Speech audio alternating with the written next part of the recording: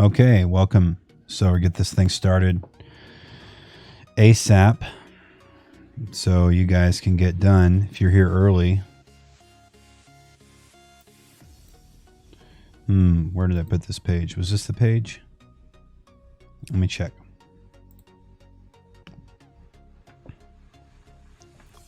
Yep. Okay.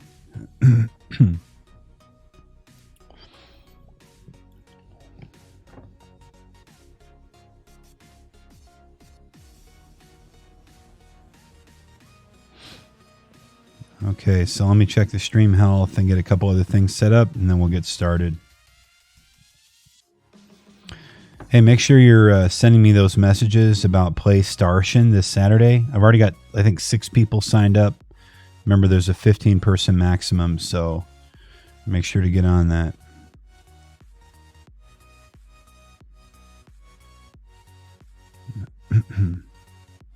Okay, I'm going to hop on the stream, make sure you guys are all connected, or that whoever's on is connected. And, okay. So now I can see chat. I see I see Emma and I see Jonathan. Cool.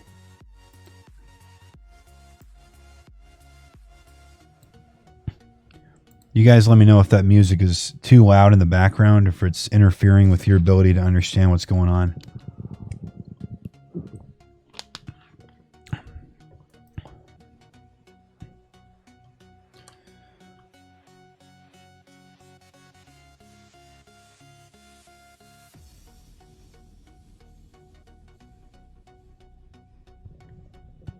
Hello to all.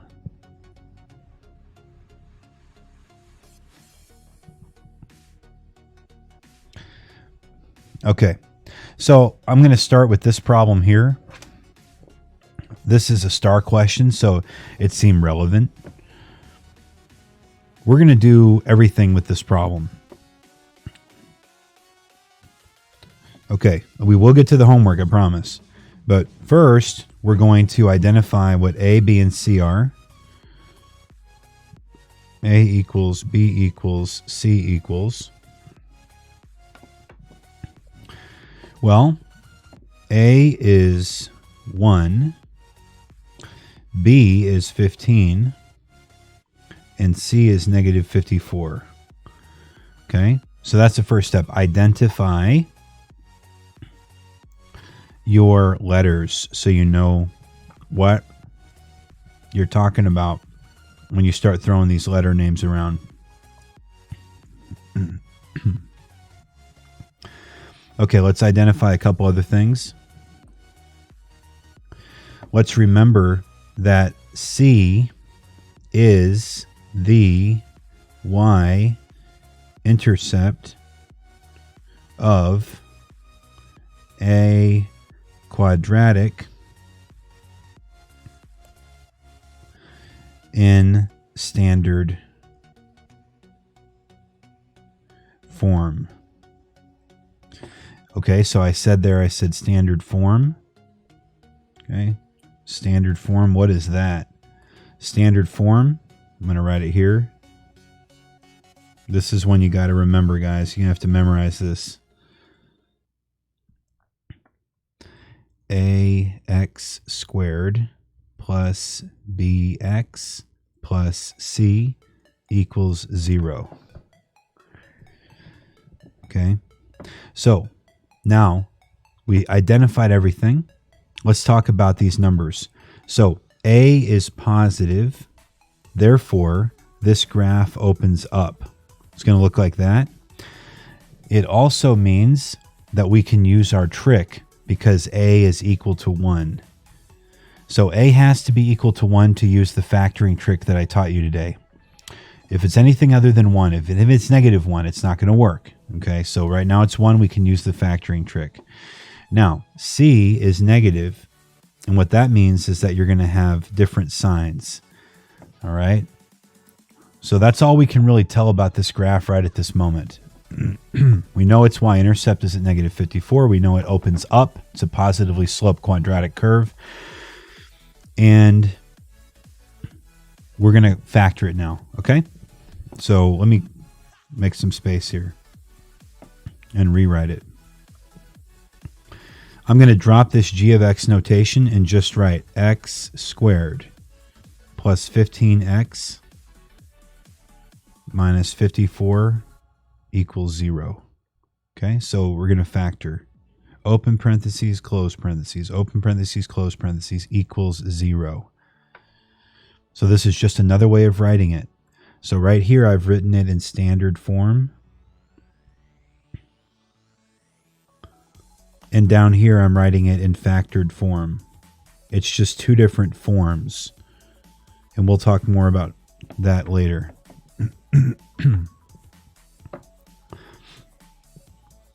So now we can play our little game. We need to find two numbers that add to equal b. And those same two numbers need to multiply to equal c.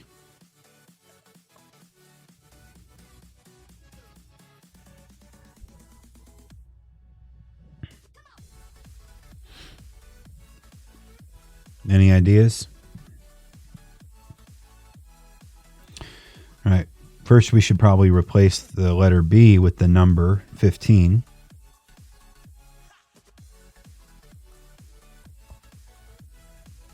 And we should probably replace the letter C with the number negative 54.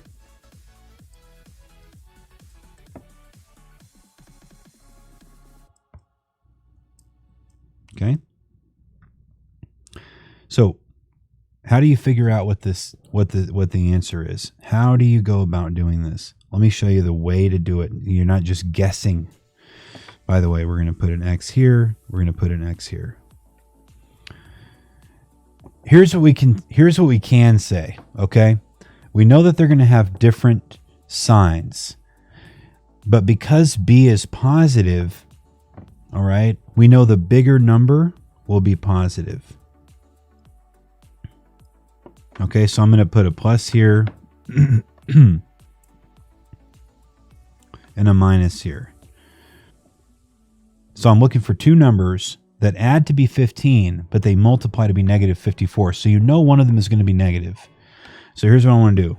I want to go over here and write down 54. Forget about the negative for a second. Let's prime factor 54. That's 2 times, what is it, 28? No, 20. Wait a minute. I'm an idiot, so maybe you know this and I don't. 27. Okay, sorry. 2 times 27. Now break this down. That's 3 times 9, and that's 3 times 3. Okay? So the prime factorization, pardon me, of 54 is 2 times 3 times 3 times 3. So here's how you write all the possible factor pairs that you could use. We know that 2 times 27 equals 54. All right? Now, I'm going to say 2 times 3 times 9 also equals 54. Here's how I did that. I said 2 times 27 equals 54. Now, 2 times 3 times 9 equals 54. Now, 2 times 3 times 3 times 3 also equals 54.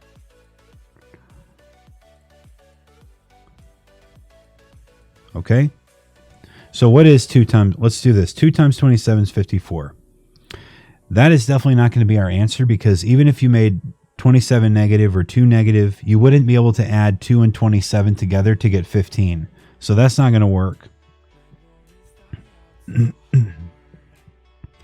But look at this. What's 2 times 3? Okay, it's 6. Okay, so let's go and replace this with 6. Now here's the problem. That looks promising because 6 plus 9 is 15, but one of them has to be negative. So if you made the 6 negative, then it would be 3. Well, that's not 15. We need it to add to be 15 and multiply to be negative 54. Okay, so you say, well, what if I made the 6 positive and the 9 negative? Well, okay, now you're at what, negative 3?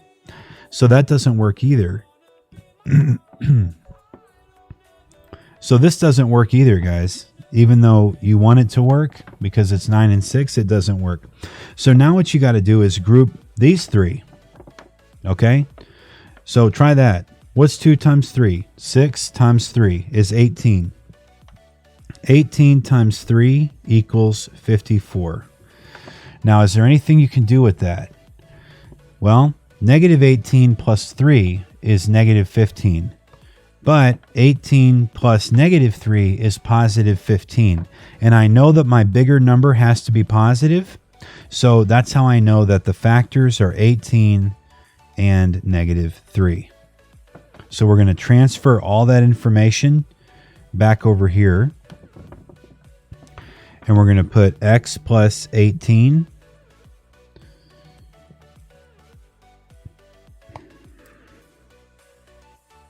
and x minus 3. Okay, that's how we get this answer, by the way. Remember, this was the star answer in class. But I want to take it a step further. Let's go ahead and solve the quadratic, because that's what we're going to do in our homework. So to solve quadratic equations, we just take their factors. This is one factor here, and this is one factor here. Just set both those factors equal to 0. X plus 18 equals 0. X minus 3 equals 0. Okay? Now subtract 18 from both sides. So x equals negative 18. Add 3 to both sides, and x equals 3. Okay, so these are my two solutions here. Pardon me. So if they asked me to solve the quadratic, I would say, these are my two solutions, bro. And what we can say about this is we can say, these are the following things. These are the x-intercepts. Okay, so we know that it intersects the x-axis at negative 18, 0 and 3, 0. We know these are the zeros. That's why they're called zeros, because where they are on the where they are in the graph, y is equal to 0. Okay, they're also called the roots. Honestly, don't know why they're called the roots. And they're called the solutions. So lots of names that you might come across, all of them referring to the same two numbers. Let's verify that in Desmos. So it's x squared plus 15x minus 54. Let's verify that we got everything right.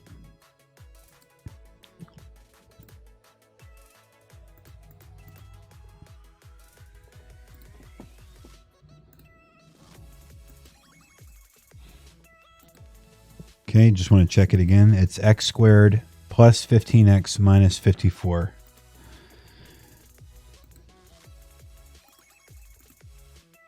Y equals x squared plus 15x minus 54.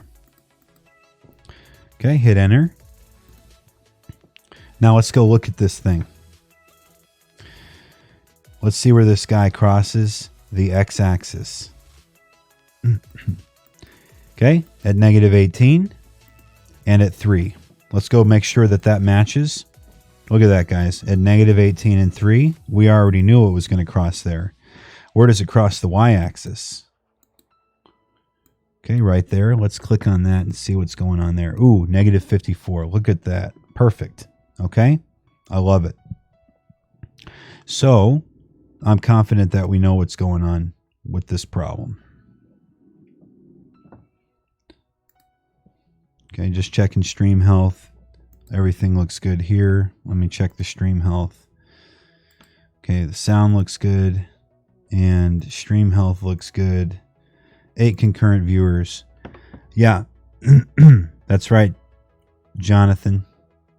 No. You should have said positive 18 and negative 3, because the middle term is positive.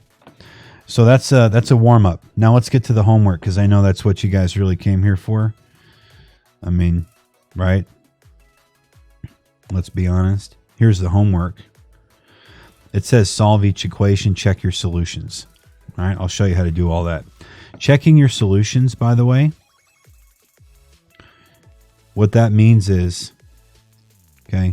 when you have to check your solutions, that means you have to FOIL or box. Okay. Let's do the first one, I guess, number 20. Oh, I'm glad you're having fun, guys. I'm having fun too. It makes me happy that I've got a bunch of cool people working math problems with me, honestly, because this is basically what I do at night anyway. But now I get to help people at the same time. So here we go. Let me move this over here and paste it in. There we go. So this is number 20. Bro, it's a little bit overkill. Should have been smaller. Here we go. And we want to solve this, okay? Solve. Well, let's do our analysis. Let's take it one step at a time.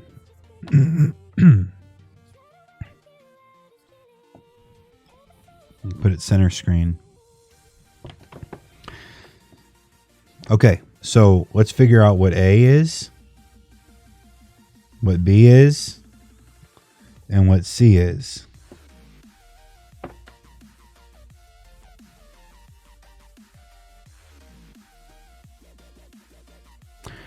Well, there's a 1 sitting in front of the X, so A is 1, B is -7, and C is 12. Okay, so what can we deduce based on this information? Here's what I can tell you. Because A equals 1, we can use our simple factoring trick.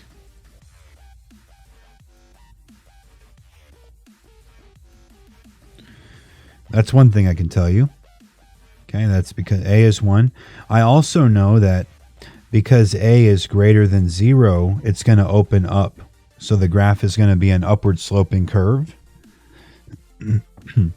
I can tell you that because C is positive, both factors will have the same sign.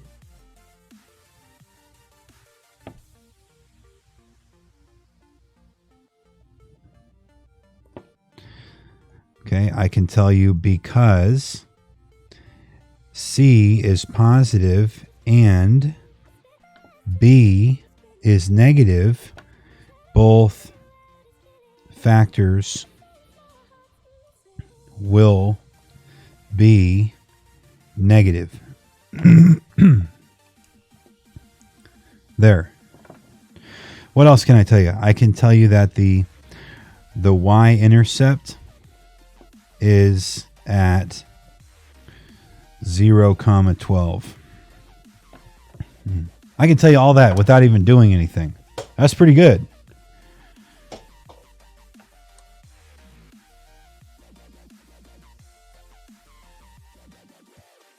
Okay. So now we got to factor it.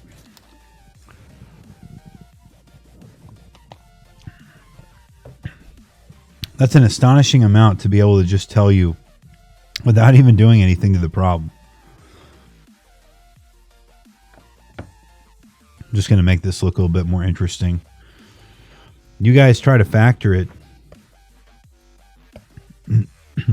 See if anybody gets it while I'm changing colors here.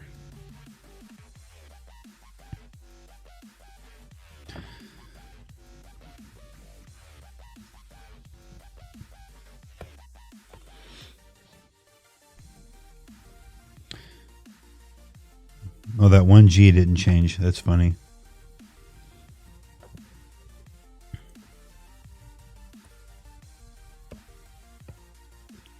Okay. So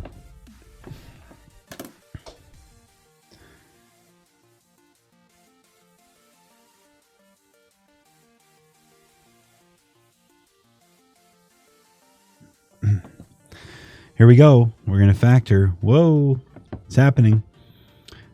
Open parentheses, close parentheses, open parentheses, close parentheses equals 0. Now what? Well, we know the leading term will be x for both of them. We know that both of the signs will be the same.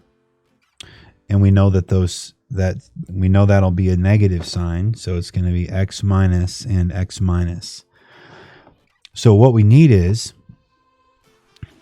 here's what we need.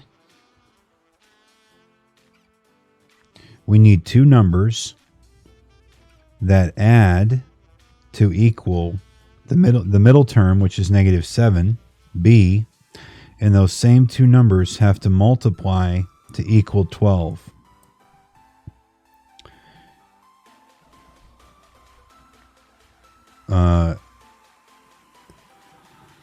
So try to figure out the puzzle down here.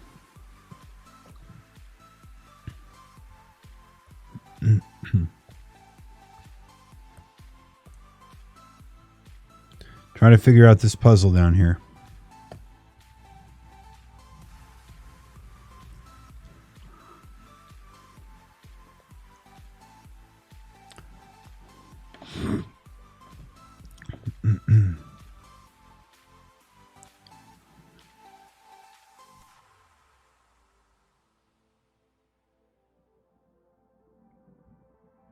Negative 4 and negative 3, negative 3 and negative 4. That's what people are saying. Let's see if you guys are right. Negative 3 and negative 4. And it really doesn't matter what order you write it in. Negative 3, negative 4. Those both add to be negative 7. And negative 3 times negative 4 multiply to be 12. Guess what, guys? That's right. So since I've already written the minus sign, I can just write 3 and 4. So x minus 3 and x minus 4. Okay. Well, now let's solve it. So since we've already factored it, we can just set those factors equal to 0. X minus 3 equals 0. X minus 4 equals 0. And I'll add 3 to both sides and get x equals 3. Okay, that's one of my solutions. And over here I'll add 4 to both sides. And now I have x equals 4. That's my other solution. Okay, those are the two solutions. What I would do, guys, is put that in a red box if you have a red pen laying around, because this is the answer right here. Now, how do you check that answer? Well, you could graph it, okay, but let me show you. There are two ways to check the problem, all right? First, let's plug in 3 into the problem. So let me show you the check over here. Wait. This is the check. You really need to know. Just watch this one time. I know that people don't like to check their work because it seems like you're wasting time if you know you got it right. But just follow me on this one, please, please, please. So remember, our equation was x squared minus 7x plus 12 equals 0. Now remember, these are supposed to be called zeros, solutions, roots, and x-intercepts. That's what these are, okay? Those are the 4 names for them. But I want us to focus in here on the zeros name. Let's try to plug in 3 into our equation. So let me go back over here. And everywhere I see an X, I'm going to put brackets.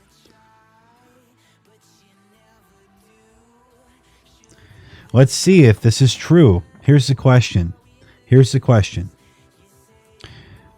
If I plug in 3 for X, does it equal 0? Let's check it out. Let's plug in 3 and 3.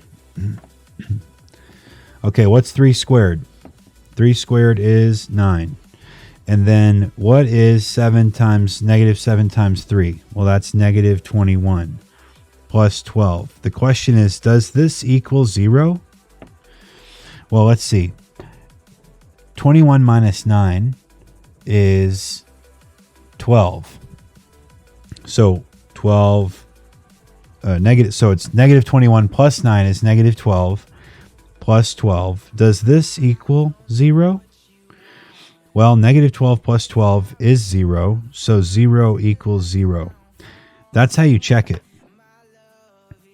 It's called a 0. The 3 is a 0.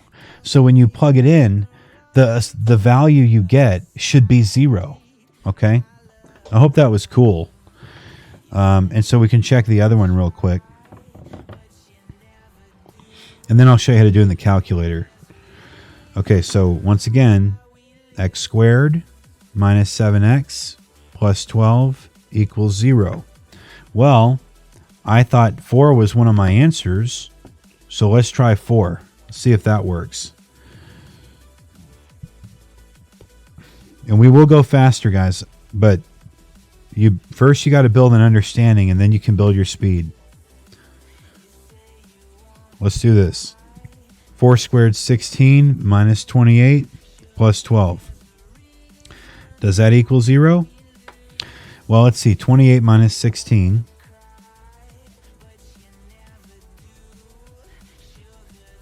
is 12. So negative 12 plus 12 equals 0.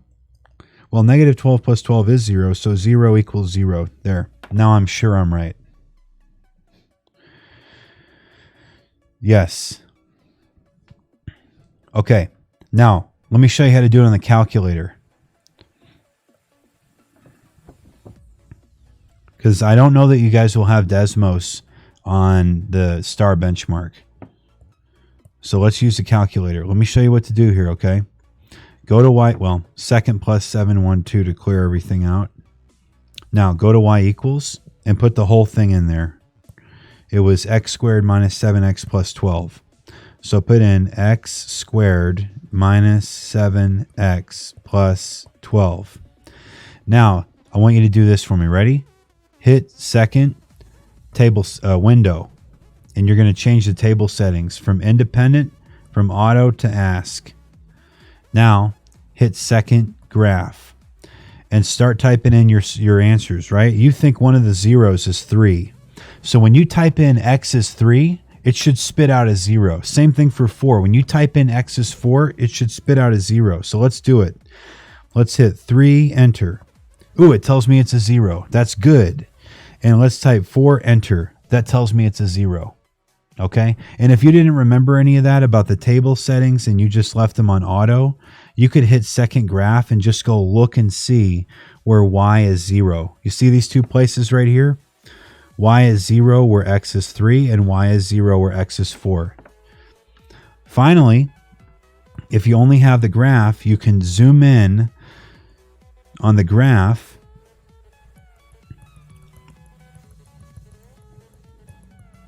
over here. You kind of look. Go over and just put your cursor there. Right about where x is 3, y is 0. Okay? And look over here where x is 4, y is 0. Right? If you wanted to get super particular about it, you could zoom in. And what you could do is hit second trace 2. See that? It says 0. And now you're going to go over here to the left of the first x-intercept and hit enter. Then you're going to go to the right of the first x-intercept and hit enter. And then you're going to hit enter again. And look what it gives you in the bottom here. It says 0, x equals 3, y equals 0. That's another way to check. And here we'll do the same thing again. Second trace 2. And now you're going to put the boundary. Now you're going to put the boundary point over here. Left bound. Right bound.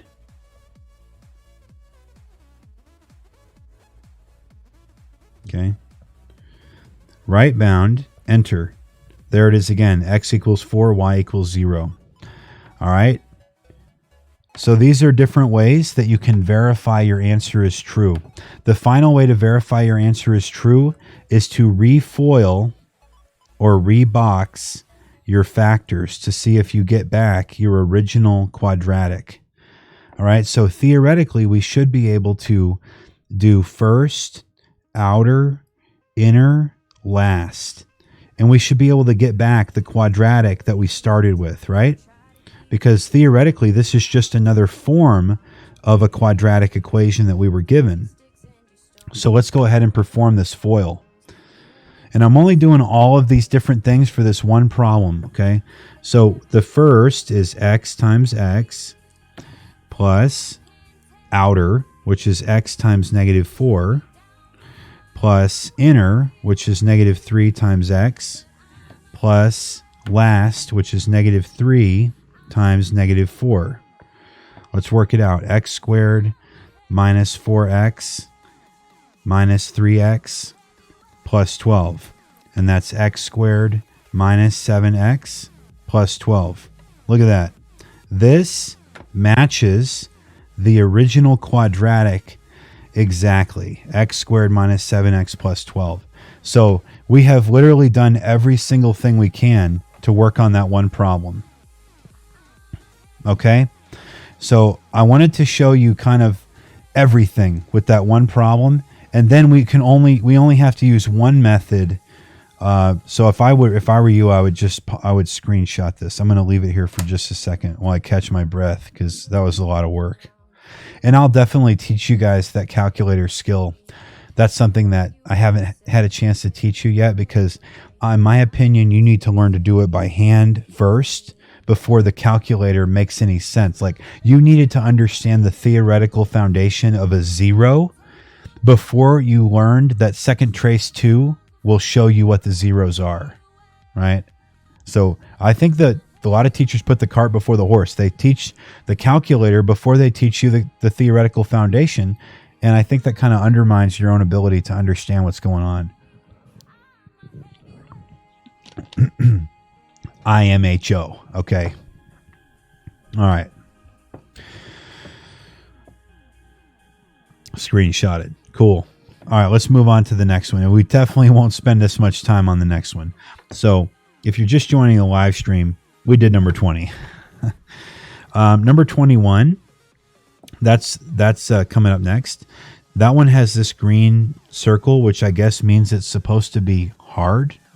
We'll see about that, right?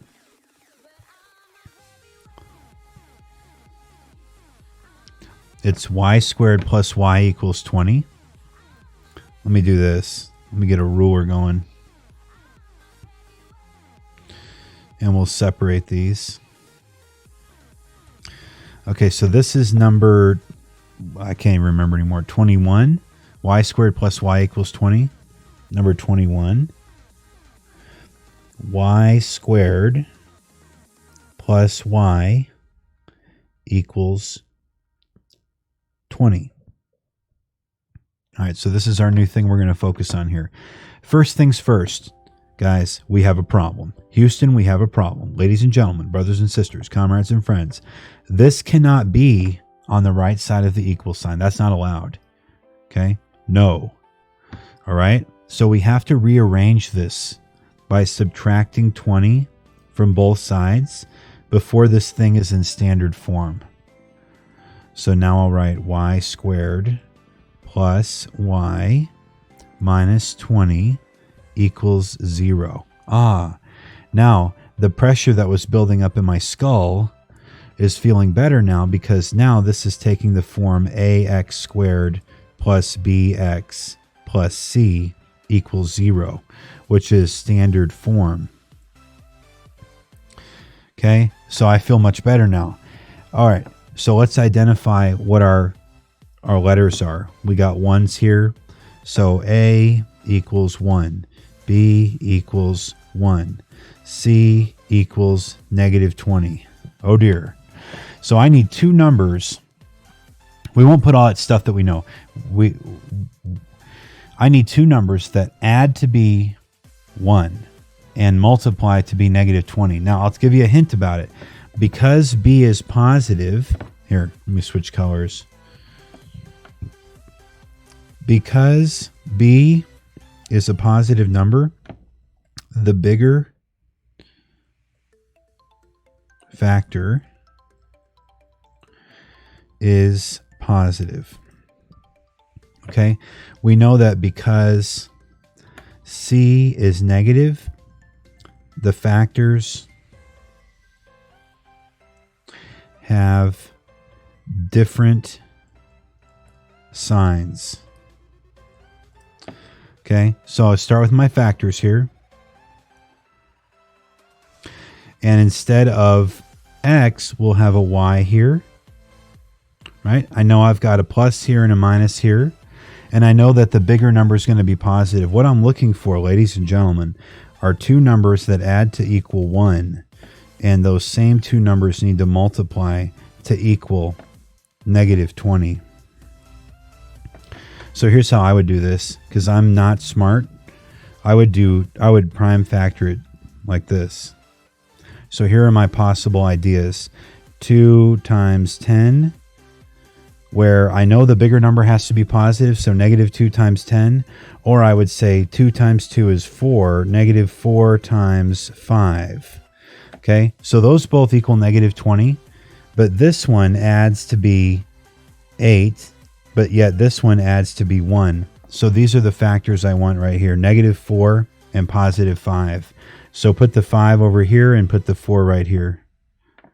That's how easy that is. If you want to solve this quadratic now, you just put those factors equal to 0. Y plus 5 equals 0. And y minus 4 equals 0. Subtract 5 from both sides. Y equals negative 5. Add 4 to both sides. Y equals 4. So these are my two answers. I don't like that at all. That does not contrast well. So negative 5 and positive 4. Okay. The question is, does that satisfy, like, is that really true? Well, here's one way to check. All right. Just plug it back in. Y squared plus y equals 20. That was your original equation, right? So y squared plus y equals 20. Well, that must mean that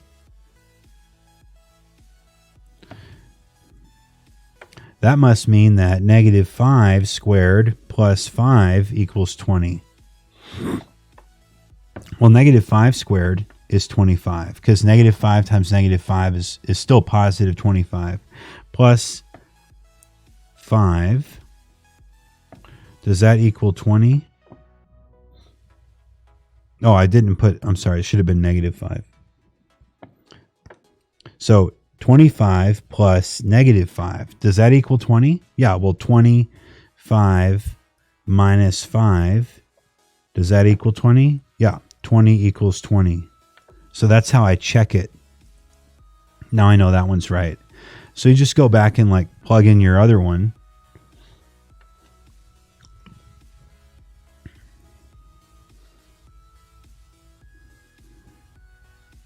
All right, now we're going to plug in the other one, which is 4.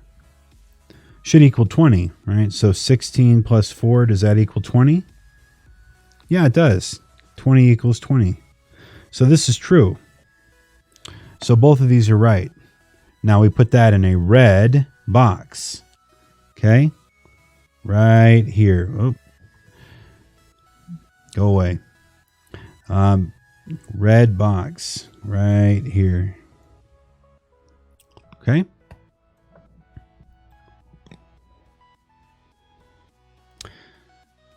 So this is how you check down here, because we didn't really talk about that in class. How to check. Plug it in.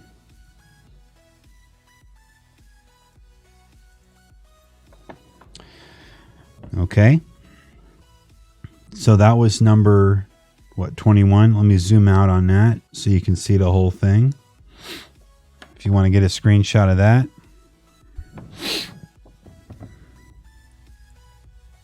Oh, I never filled this out. -4 and 5.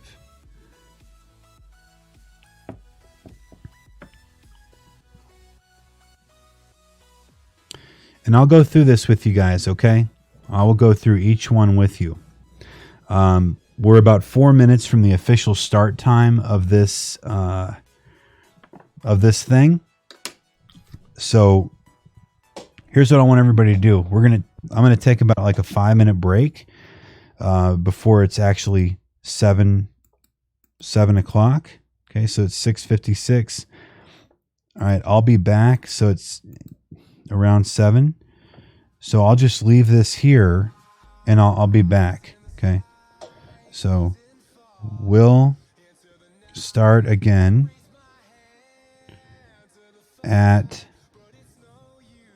approximately 7 p.m. Let new joiners know.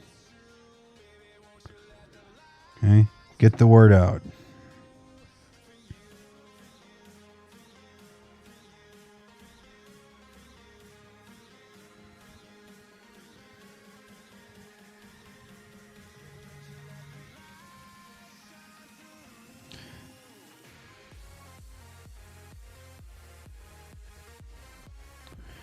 Okay, I'll be back.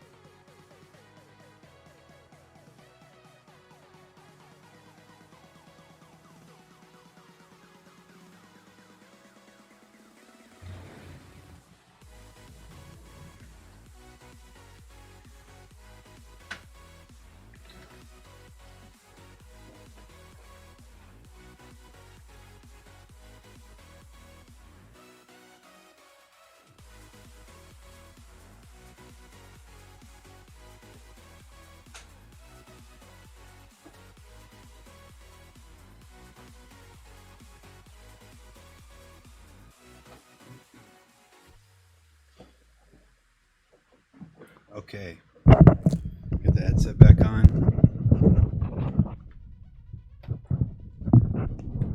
Okay, I'm back.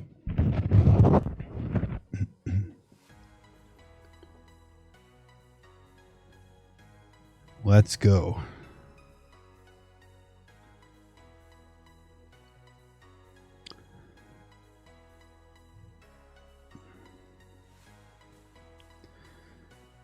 Let me just post this to remind that we're on.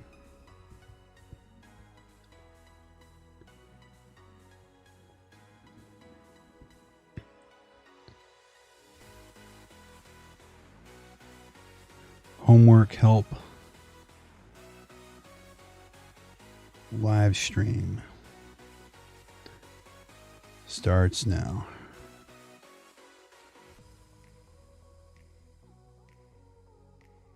Well, we'll just say homework live stream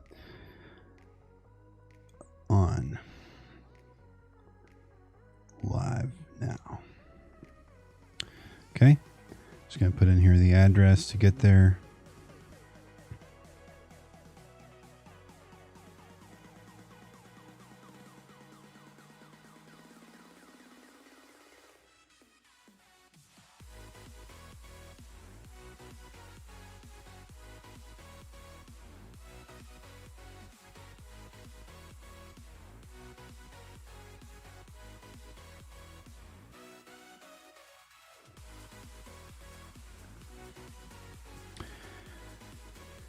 Okay, here we go.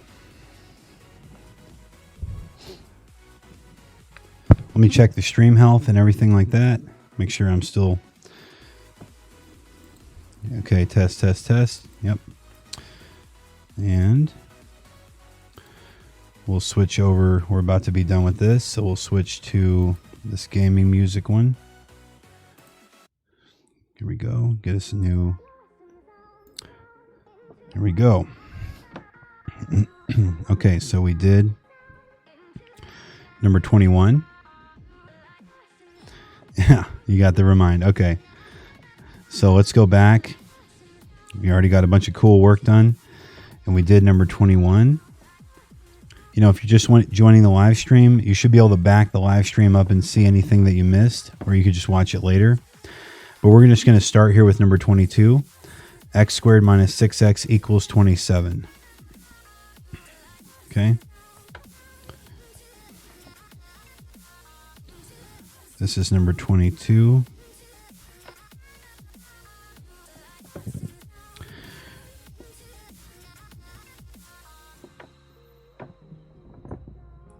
Oh, I'm writing in purple. Number 22 is x squared minus 6x equals 27. Okay.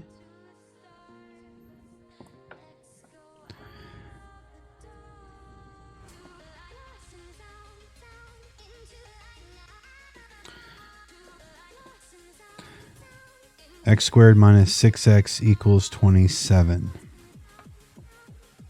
Okay. Okay, let's get after this one. Now, the first thing we know is that this is not currently in standard form. So before we do anything else, we have to notice that this guy right here, he cannot be on the right side. We need him to be a 0 on the right side, so we'll subtract 27 from both sides. Okay, and that will put 0 over there on the right side, which is what we want. So let's write this again. X squared, whoa, what is that symbol? X squared minus 6x equals, or minus 27 equals 0. Okay, so let's do our little analysis here. A equals, B equals, C equals. Now A equals 1. So A equals 1, B equals negative 6, and C equals negative 27. So here's what I can tell you. Here's what I can tell you about this. Here's what we're going to do first. So here's my first thing. Because A equals 1, simple factoring will work.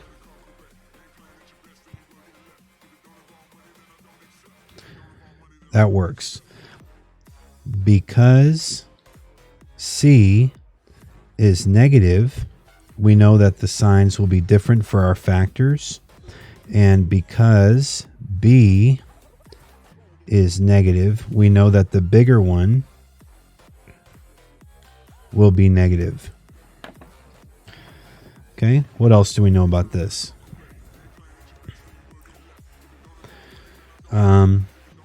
Yeah, that's enough.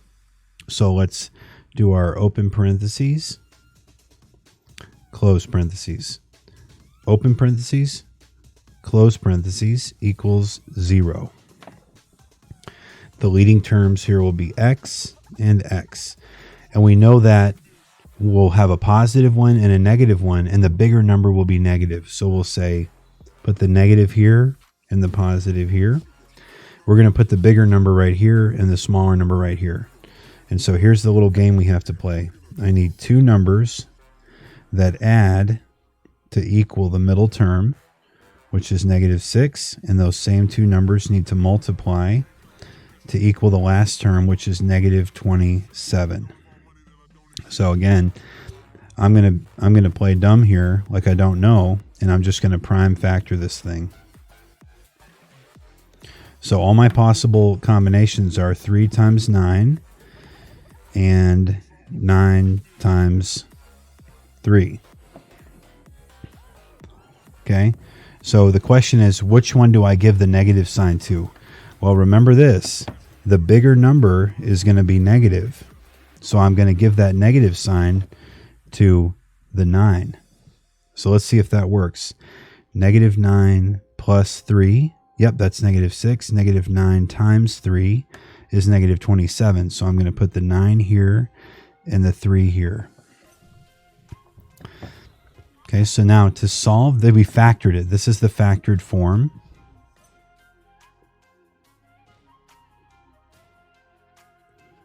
Now let's solve it by setting both factors equal to 0.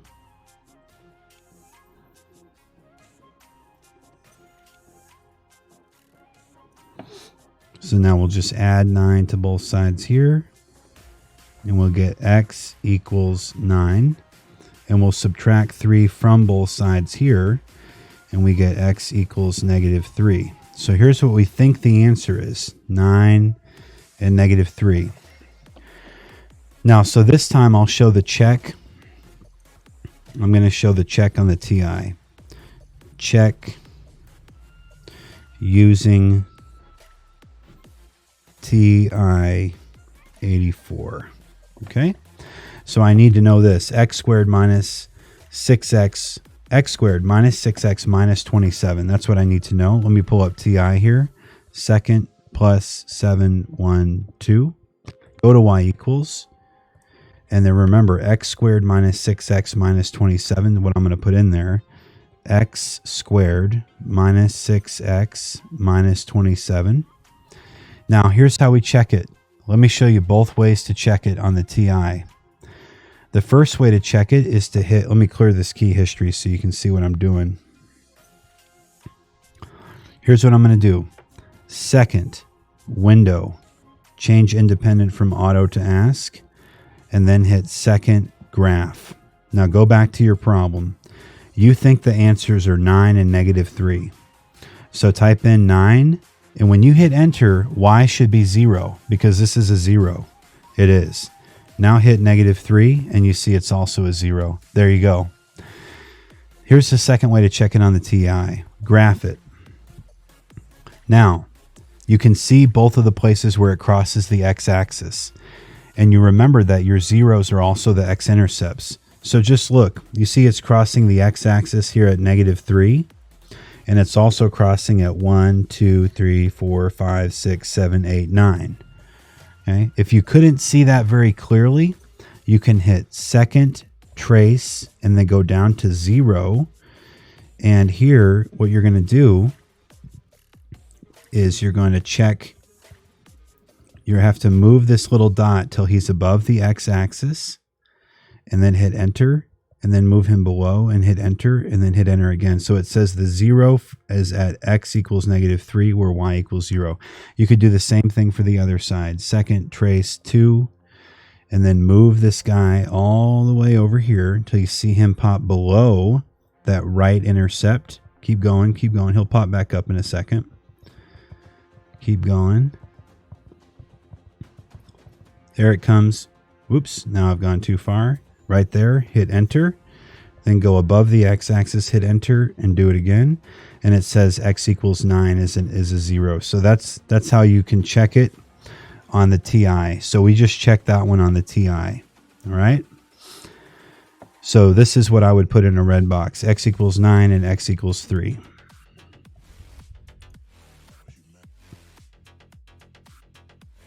There we go. That's number 22. Welcome to everybody that's here.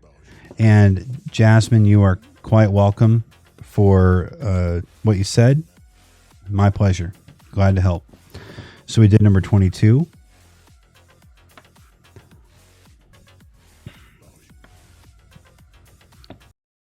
Now I'll do number 23. A squared plus 11a equals -18. A squared plus 11a equals -18. A squared plus 11a equals -18.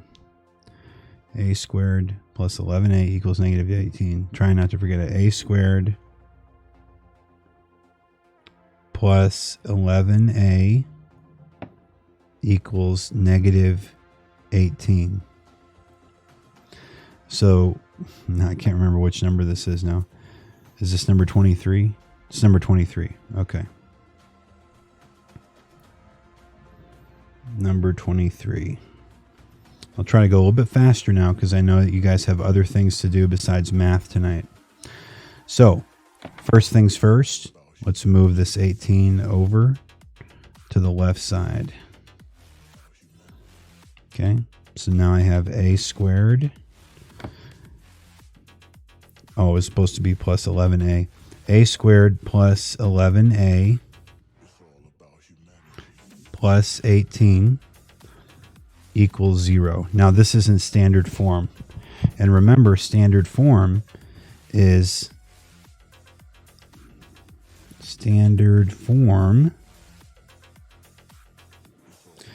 ax squared plus bx plus c equals 0. So this is in standard form now, okay?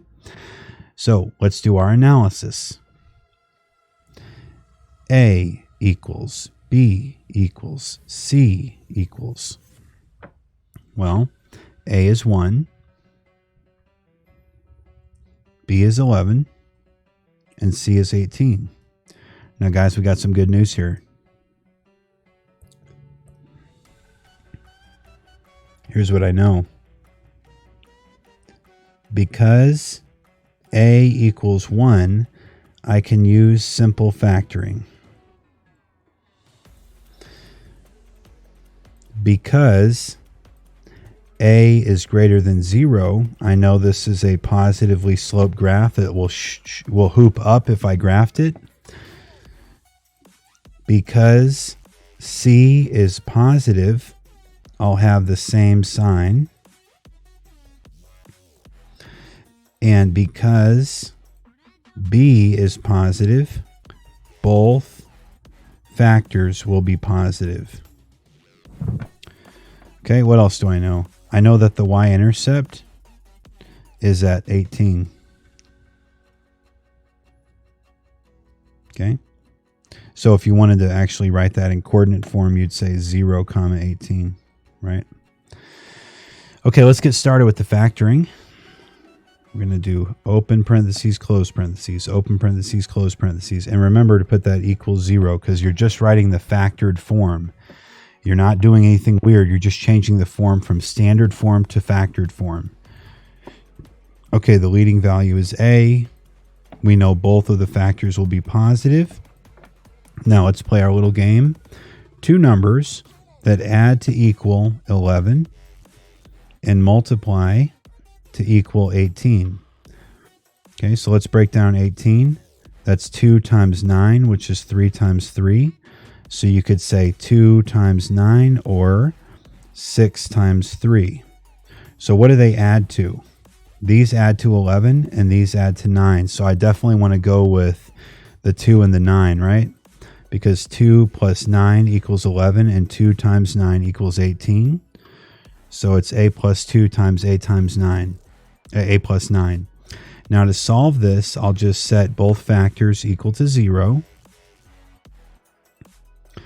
And I'll solve both of these little equations. So a equals -2 and a equals -9. So these are my two solutions that I think are true. Okay, so let me show that method that I did before, how I plug it in. So according to this equation, a squared plus 11a should equal -18. That was the original given problem. So if I plug in what I think the zeros are, they should equal out to -18. Okay. So let's just plug in the numbers we got. -2, -2. Let's work it out. So -2 times -2 is +4. -2 times 11 is -22. Does this equal -18? That's the question. Well, 22 minus 4 is 18, so 4 minus 22 is -18. -18 equals -18. That's correct. We double check that one. Okay. Now we do -9. Okay, remember a squared plus 11a should equal -18 according to the equation. So open parentheses squared plus 11 parentheses equals -18. This is the question. Plug in your other one now, -9 and -9. So -9 times -9, that's +81 minus 99. Does this equal -18? Well, I have no idea. What is 99 minus 81? Let's see. That's 9 minus 1 is 8, and 9 minus 8 is 1. So -18 equals -18. We double check that one as well. So now we double check that, and we can red box that answer because we know it's true, ladies and gentlemen. If this was a star question, you would have no doubt that this would be one that you got right.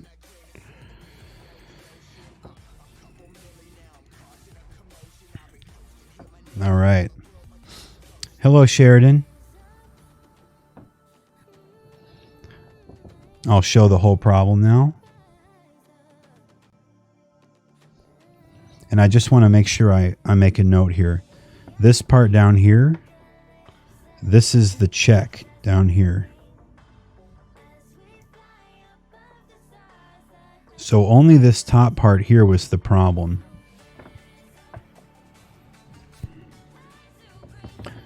I'll let you guys work that out. Looks like a lot of math, but it's really simple math. There's just a lot to remember. And you know, the more you do, that's why we practice so much, because when you repeat this 1,000 times, it will just become like second nature to you. You won't have any trouble.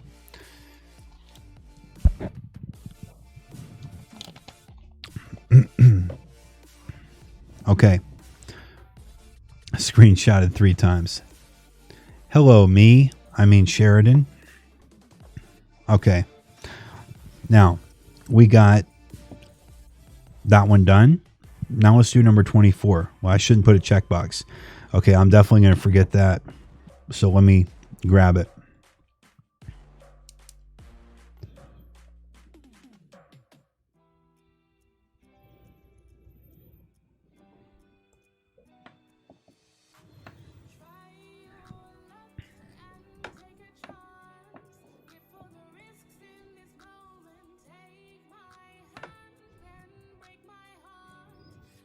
Okay, this is number 24.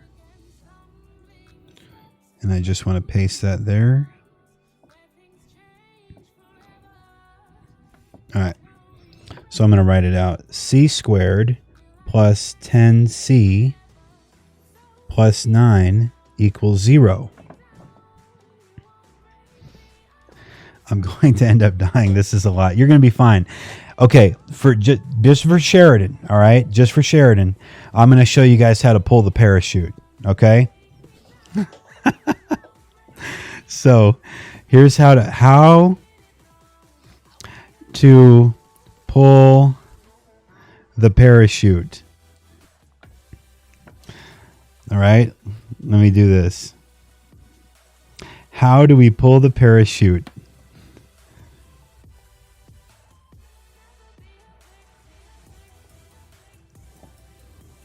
So look, for this number 24, you don't have to show your work, okay? You guys watching this, I want you to watch how I pull the parachute with the TI calculator. This is the TI parachute, ladies and gentlemen. Okay? All you do, here's what you got to do. Okay, let's bring this guy down here. All right, just replace the C's with X's. So it's X. Uh-oh. OneNote crashed. Let me check to make sure I'm still streaming. Good. Hang on, OneNote crashed. All right. It didn't save everything I wrote. That's interesting. So how do you pull the parachute with TI? Just come down here. I'm going to have to write this twice. Sorry about that. My program crashed on me. So the C's become X's. X squared plus 10x plus 9 equals 0.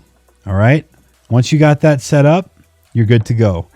So x squared plus 10x plus 9. Open up that TI calculator. Second plus 7, 1, 2.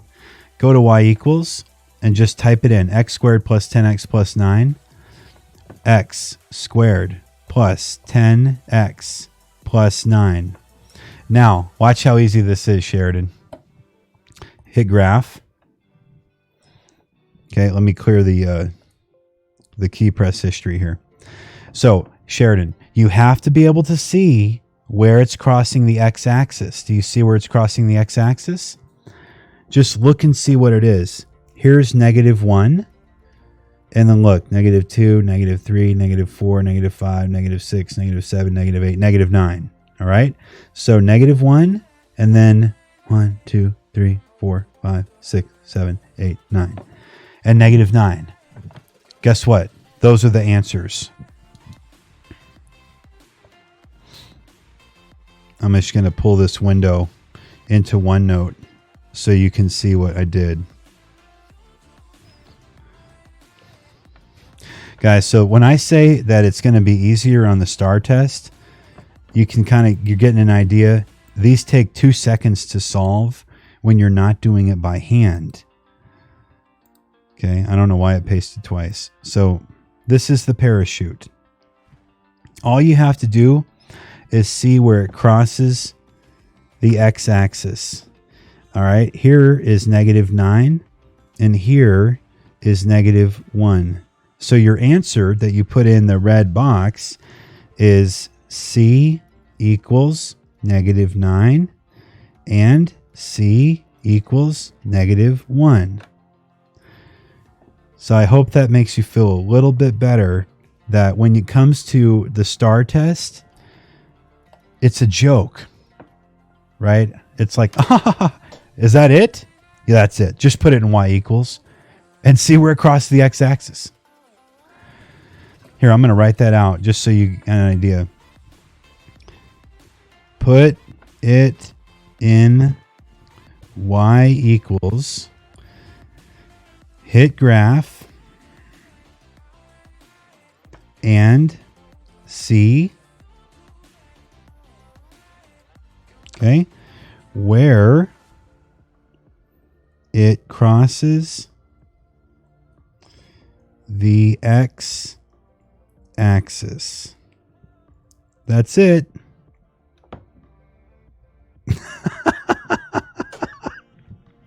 Y'all's reactions is so funny. Oh, man. Okay. So that was number 24. So just imagine if I wasn't writing all that. It would have literally taken 2 seconds to figure the answer out. Here, I'm going to give you guys a break. We're going to do number 25 the same way because I feel like we should practice this TI skill. Let's go back to, so I'm giving you this verbal, right? You don't have to show your work. Just put 24 and 25. Did it on the TI calculator with Morelli. All right. So let's go to 25. Y'all stress out too much. Okay. Ooh, 25 is going to be good because we're going to have to do something before you can put it in the TI. Whoa, what were you doing, bro? All right. Okay, so here we go. This is number 25. Here we go. Oh, no. Be at 90. There we go. 90. There we go. So what is this, number 25? Okay.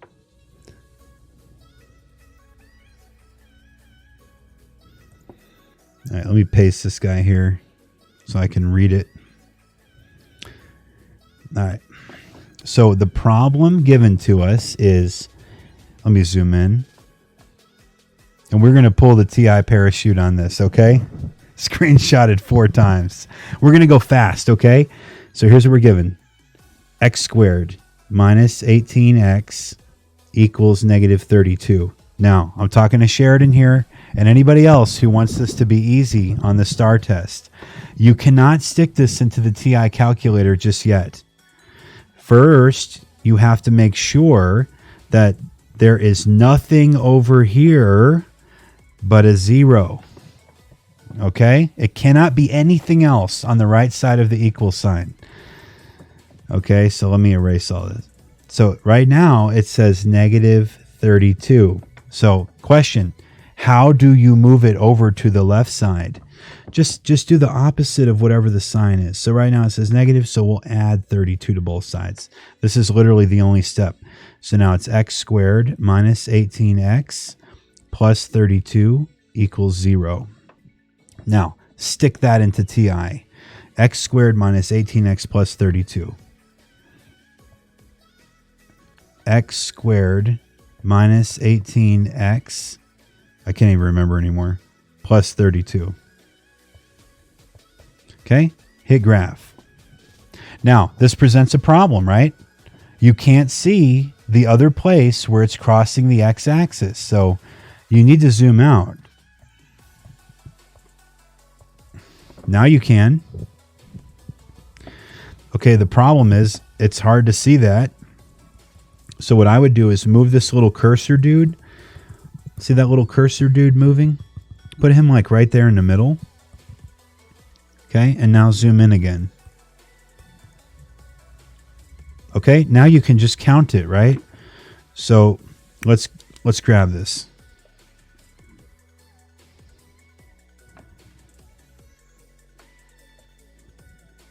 Paste him here. So let's see. What's the answer? Right there and right there. Let's figure it out. This is 2, 3, 4, 5, 6, 7, 9, 10, 11, 12, 13, 14, 15, 16.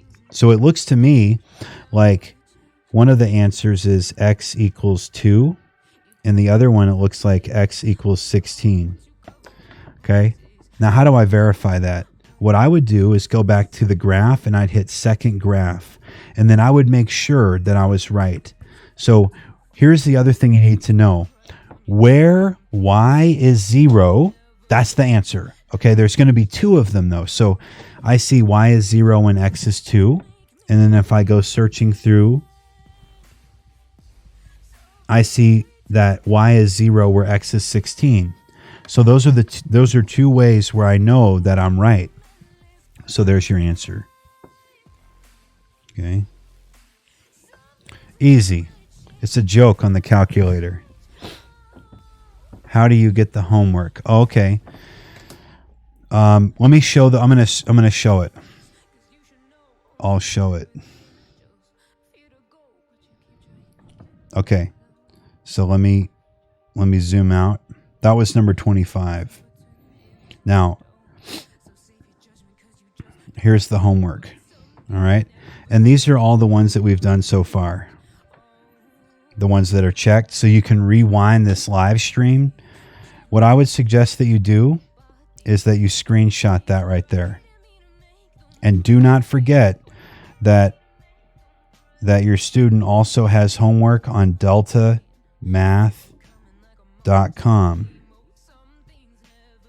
Okay? But this is more important.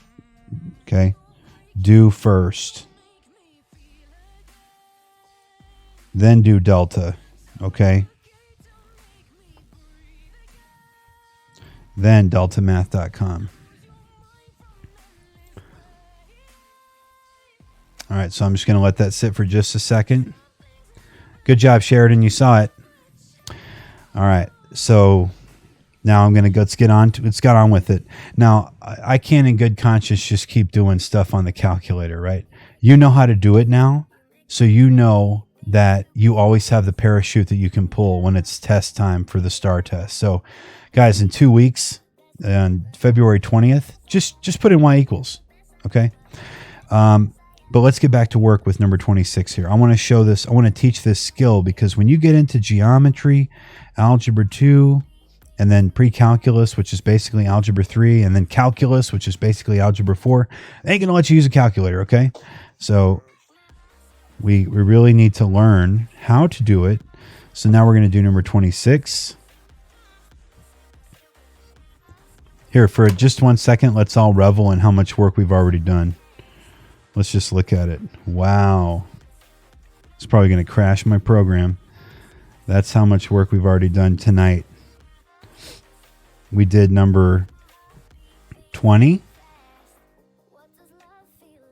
We did number 21.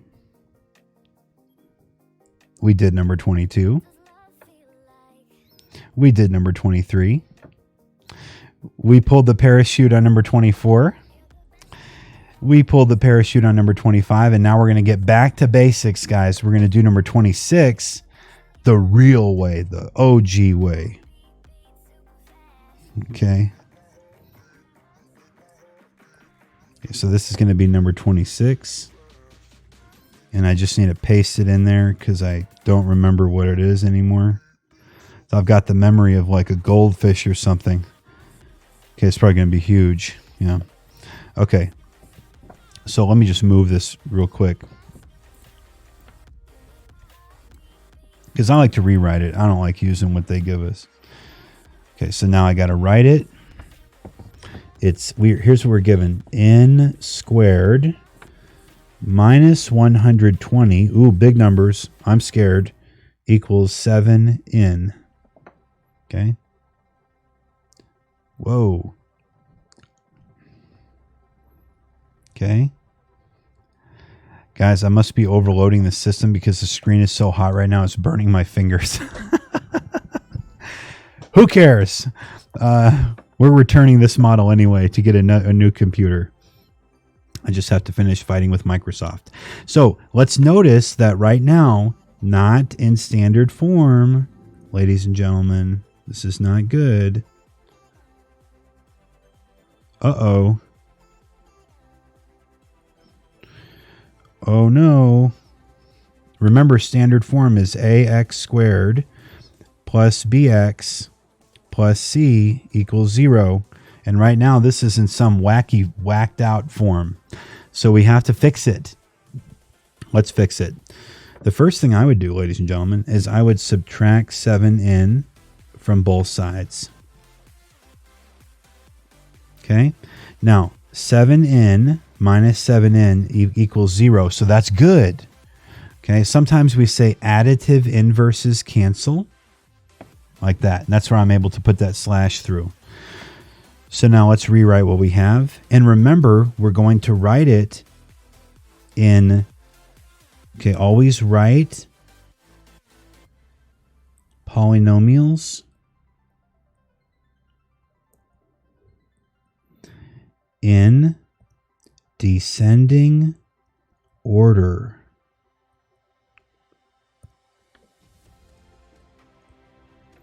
By largest exponent. okay? It's really important. So here we go. Let's rewrite it. N squared comes first because the squared is the largest exponent, and then I'll put that minus 7n, and then we'll put the constant term at the end. Okay, this is the constant term, and we set that equal to 0. Now we're ready. What is A?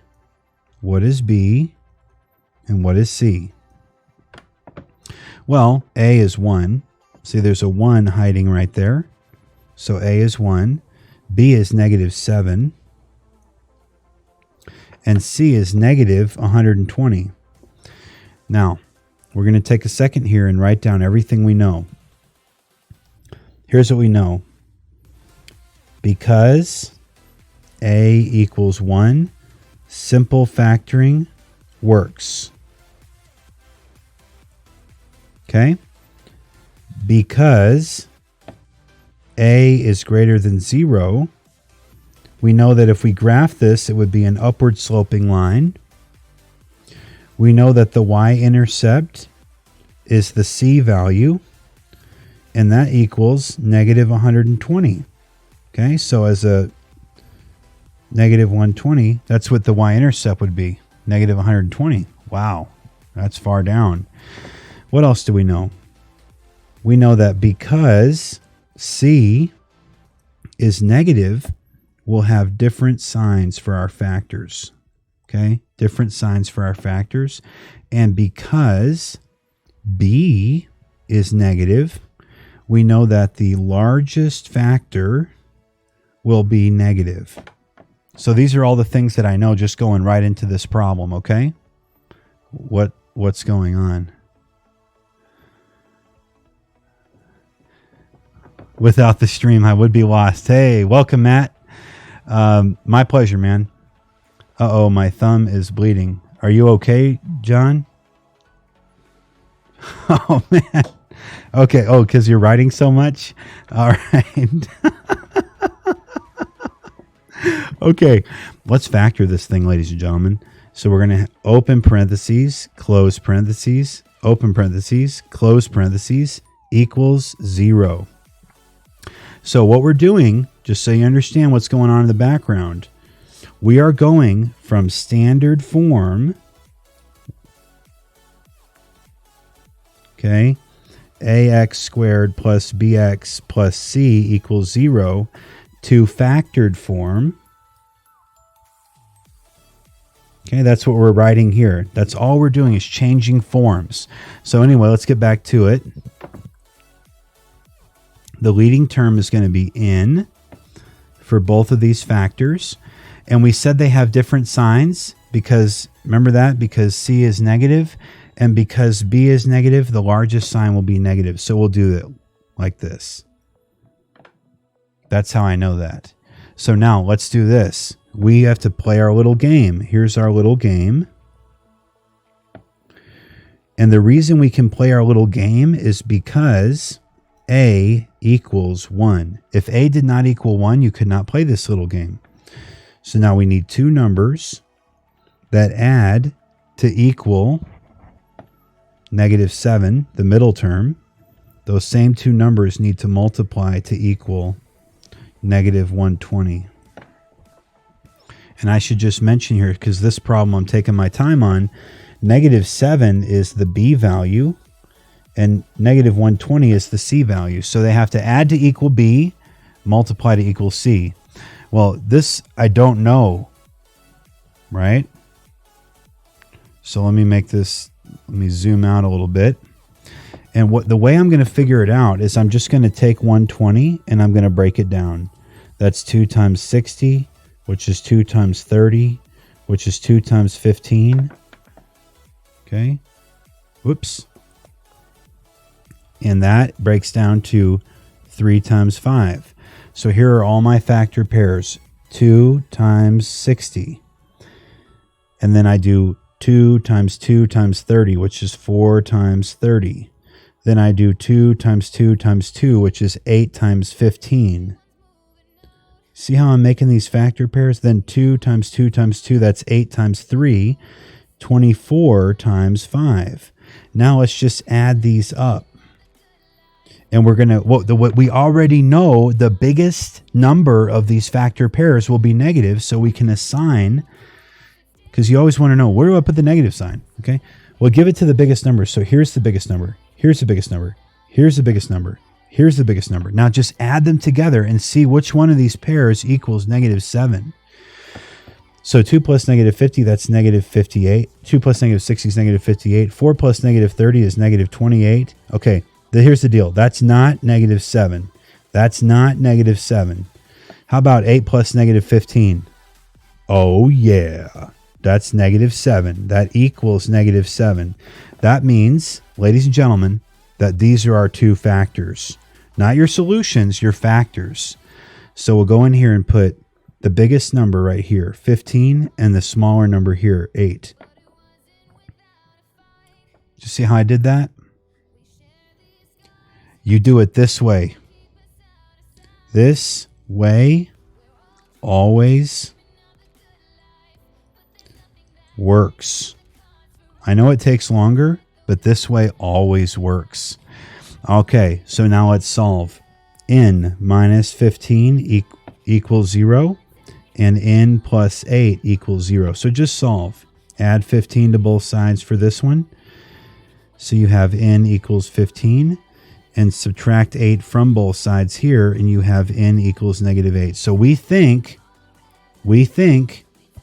that 15 and -8 are our answers, don't we? That's what we think. How would we check that? Okay. I don't want to plug it in because those numbers are too big to plug in. So let me show you the way that you could check this if you absolutely didn't know what to do. All right. Try checking. Here's a way to check. Check using foil or box. Okay, so I'll check using foil.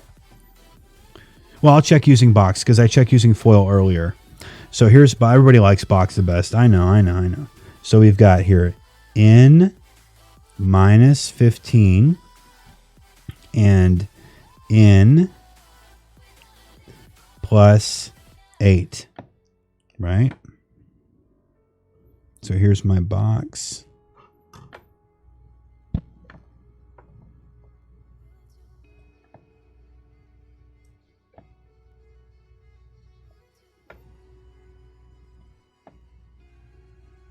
And we're going to fill the box out.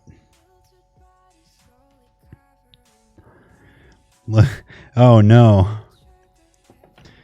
Wait, I can't. I subscribe to both of y'all's accounts. Just going back. This one is tough. Okay. Spanish. Okay, I'll do that. Because Matt said that, I'm going to do the rest of the problem in Spanish. No, I won't do that. Okay, guys, so let's fill out these boxes. N times n is n squared. N times, now we do n times 8, fill out the bottom left box. Well, that's 8n. Negative 15 times n, well, that's negative 15n. And negative 15 times 8, okay, don't have to think about it, guys, because you already know that it equals negative 120. You see, because negative 15 times 8 is one of your factor pairs. So you already know that when you multiply it, it equals negative 120. So just write negative 120 here. You already know that's true.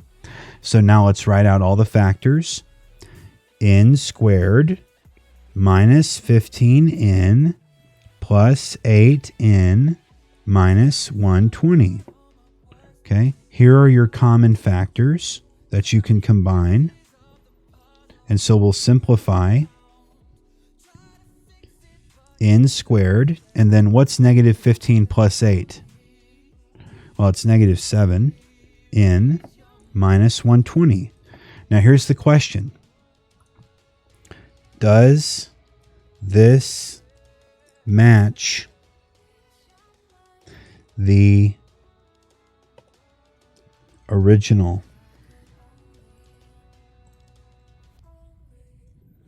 Well, go check. N squared minus 7n minus 120. See this? It matches. So because it matches, you're good.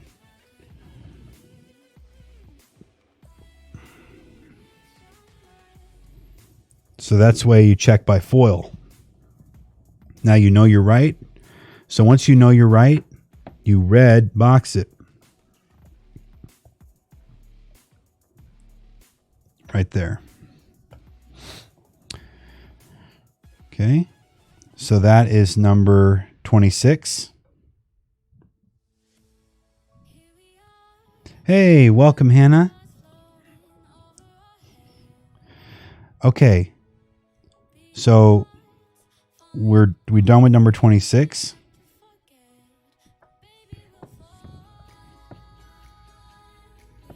And now we're doing number 27.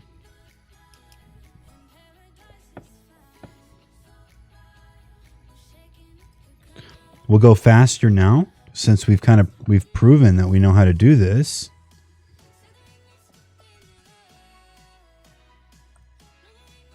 I'm going to show you guys some cool stuff. This is number 27.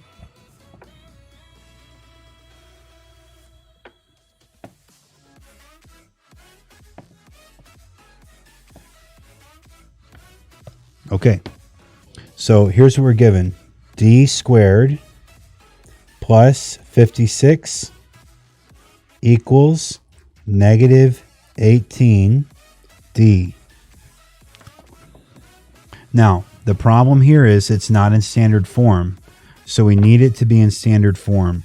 So the first thing we're going to do is add 18D to both sides. Let me zoom in on it here.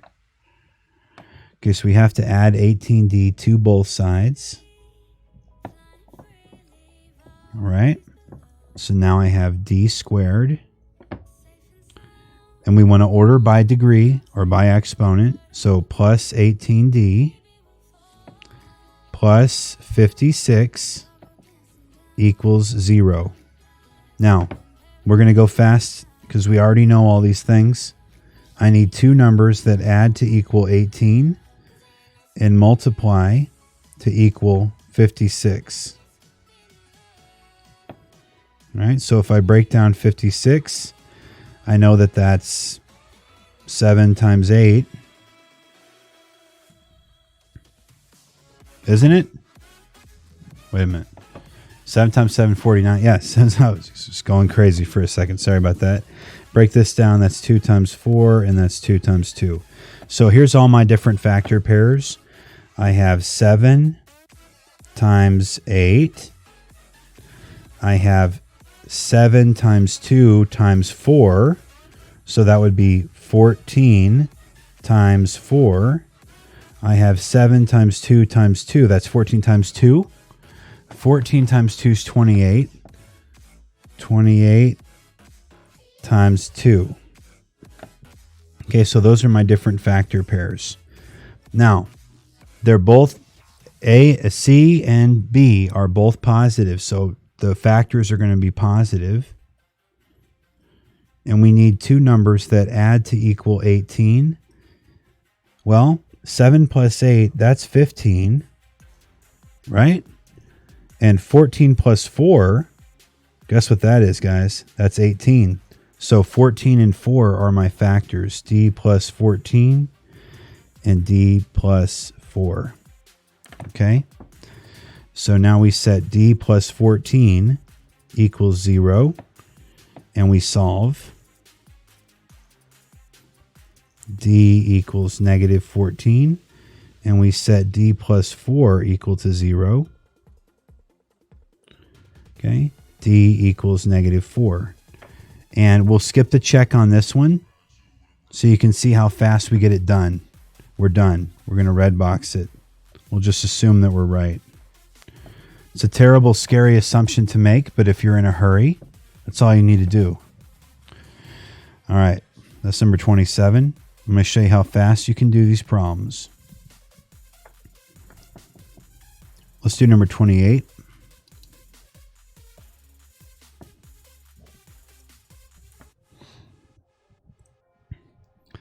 Let me go to number 28 here. I really hope this is helping you guys out.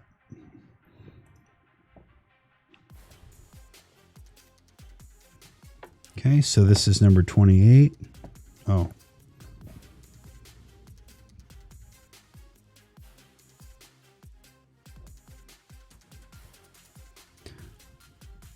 Y squared minus 90 equals 13y. Y squared minus 90 equals 13y. Good job, Jonathan. Okay, so now we're going to work quickly. We're not going to take all those unnecessary, well, they're not unnecessary, but we're not going to take all that time to write everything out. At this point, we should kind of have an idea that we want this to be in standard form. Set equal to 0, and I need two numbers that add to equal the middle term, and those same two numbers need to multiply to equal the last term. Now, because C is negative, I know my signs will be different, and because B is negative, I know the biggest one will be negative. So what I'm looking for, I'm going to have to break down 90 now. That would be 2 times 45, which is 5 times 9, which is 3 times 3. So here are my different factors. 2 times 45, and then 2 times 5 times 9. So 2 times 5 is 10 times 9. All these things multiply to equal 90. 2 times 5 times 3, that's 10 times 3, that's 30 times 3. Okay, so now I have to give the negative sign to the biggest number because B is negative. So I'll give it to the biggest number here. And now let's add them up and see if which one equals negative 13. Well, 2 plus negative 45 is negative 43. That's not 13. So it's not that one. Now, negative 10 plus 9. Okay, what is that? Negative 1? Negative 1's not 13. Negative 13.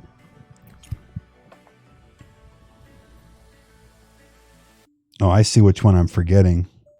10 times 3. Hang on just a second. I'll fix it. So we're missing one, I think. Wait a minute. 30 minus 3. This is negative 27. Wait a minute. What's going on here? So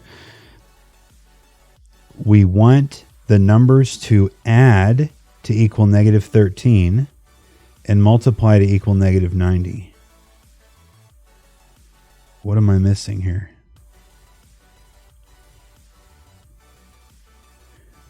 So I did this right. 2 times 45 is 90. 10 times 9 is 90. And 10 times 3 is 30 times 3. None of those add up to be negative 13, as best I can tell. Okay, well, let me ask a question. Do these all necessarily have solutions? Let me check to make sure I put it in right. Y squared minus 90. Okay, we did that right. Now, maybe there is no solution here, or no real number solution. Okay, guys, I'm going to take a step outside of what you already know, and I'm going to use something called the quadratic formula, okay? Just watch. Okay, I'm going to use the quadratic formula now. Don't get freaked out, because I got to check something. All right, here's the quadratic formula. This is a way to get everything right. So x equals negative b plus or minus the square root of b squared minus 4ac, all divided by, well, I don't like that at all. We can make a straighter. All divided by 2 times a. Now, we should say here a, b, and c. A is 1. B is negative 13. And C is negative 90. All right, so if I have to plug this all in, x equals negative 13 plus or minus the square root of b squared, which is negative 13 squared, minus 4 times a times c. Okay, all divided by 2 times a, which is just 2 times 1. So now that's 13 plus or minus the square root. Don't like that at all.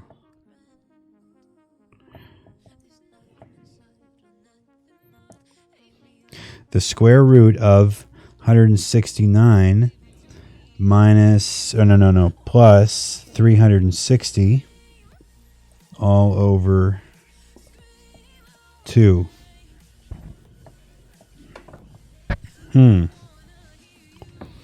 So x equals 13 plus or minus, and then what is 360? Is that right? Negative 13 squared minus 4 times a times c. So 360 plus 169. 9, 2, 1, 4, 5. 529 plus or minus the square root of 529 all over 2. Okay, so that, I want to make it straight. Here's what we're going to do. We're going to have the calculator help us. I can use this thing to help us. So x equals 13 plus or minus the square root of 529 over 2. So I'm going to put that in the calculator. If this comes up to be a positive, a whole number, then we did something wrong. If it comes out to be a decimal, then we're okay. So let's go to the calculator, second quit, and just plug this whole thing in as a fraction. 13 plus or minus, so we'll just do 13 plus square root 529 over 2. So 13 plus square root 529 all over 2. What does that equal? It says 18. So no, there is a real root. What did I miss?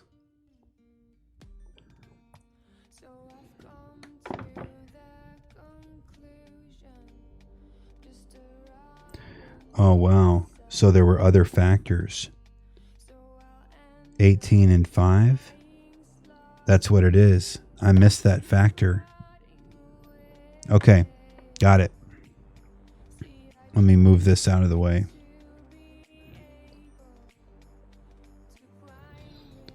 Okay, so you will learn how to do that, okay?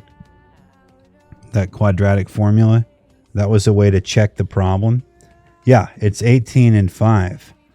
Okay, so 18 times 5 also equals, if you put the negative sign in front of the 18, it equals negative 13. Now the question is, why did my method not work? Oh, I know why it didn't work. Here's why my method, here's where I screwed up. I put this prime number, okay, oops. I put this prime number before the 3. Okay? The 3 should have come first, and then the 5. All right, so here's what I want to do.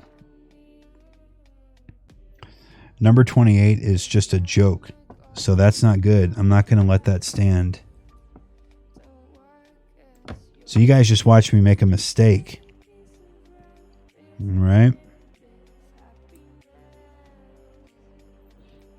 Let me move this out of the way.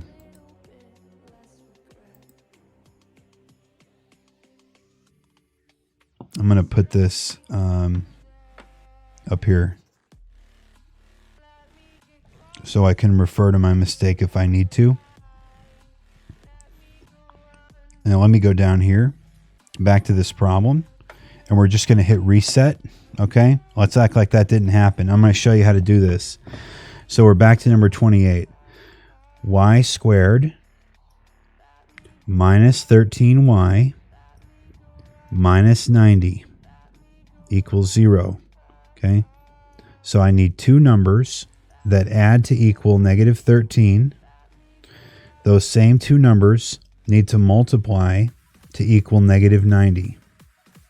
Okay, so we take 90. This is where I made my mistake. I have to start with the smallest prime number, 2 times 45. And then I can't jump to 5. I have to jump to 3. So it should be 3 times 15. There was my mistake, guys, because I wrote 5 times 9. That was the mistake.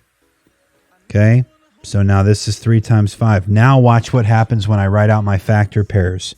I do 2 times 45. Well, this was illustrative. Okay, so now 2 times 3 is 6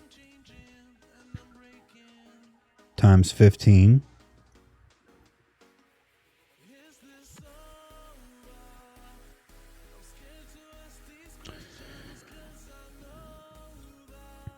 And then I have 2 times 3 times 3. Okay, so 2 times 3 is 6 times 3 is 18 times 5. Okay, so now let's remember our rule. Because b is negative, I'll put the negative sign with the biggest number.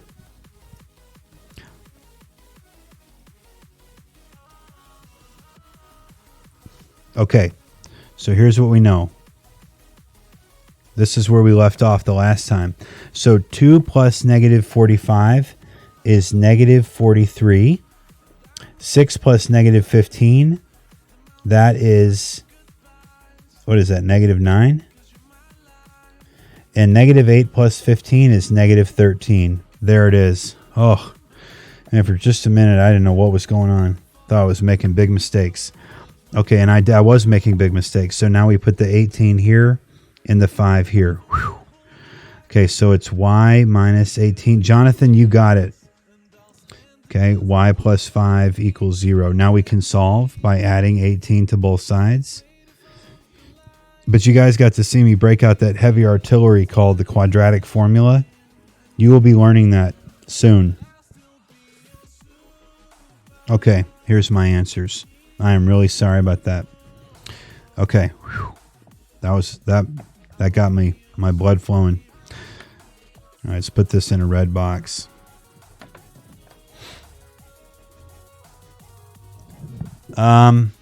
Nathaniel, hey.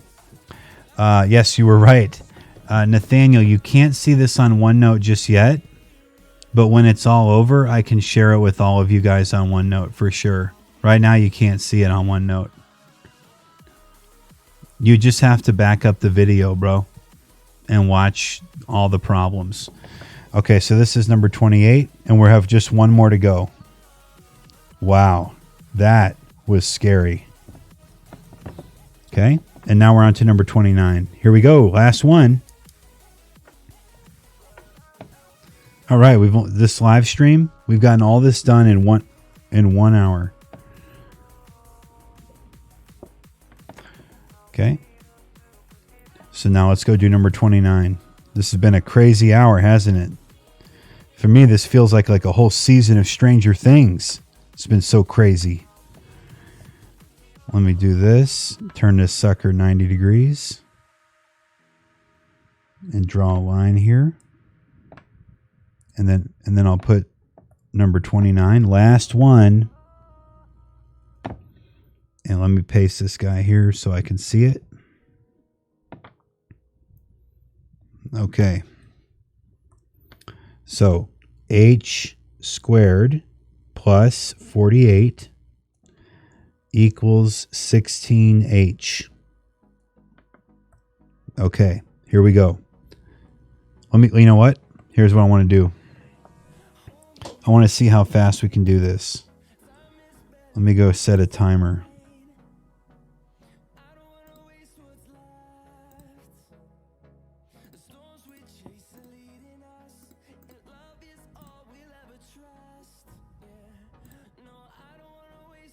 And we're going to set a stopwatch and we're going to go. All right. So now We'll do minus 16h on both sides.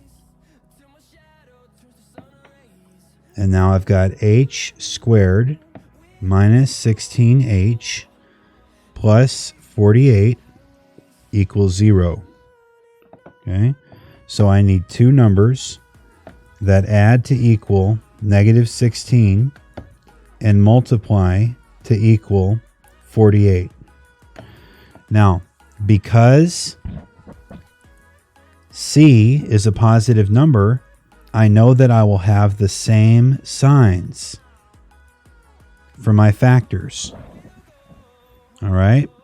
And because B is a negative number, I know that both of those signs will be negative. Got it? That's how that works. So now let's play our game. Let's take 48 and we're going to break it down. Let me write it a little bit to the left. Do 48 right here and break it down. That's 2 times 24, which is 2 times 12, which is 2 times 6, which is 2 times 3. So here's all my factors. 2 times 24,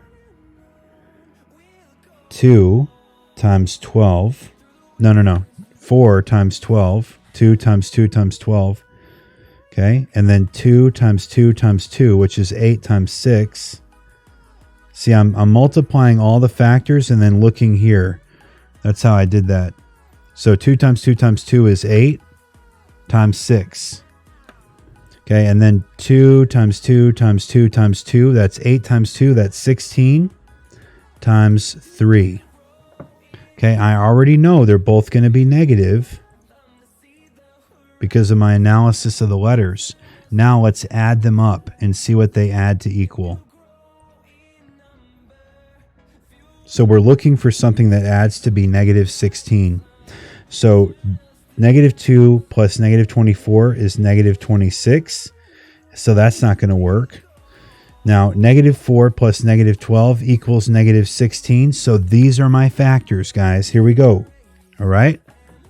So we'll go up here and put, we'll go up here and put 4.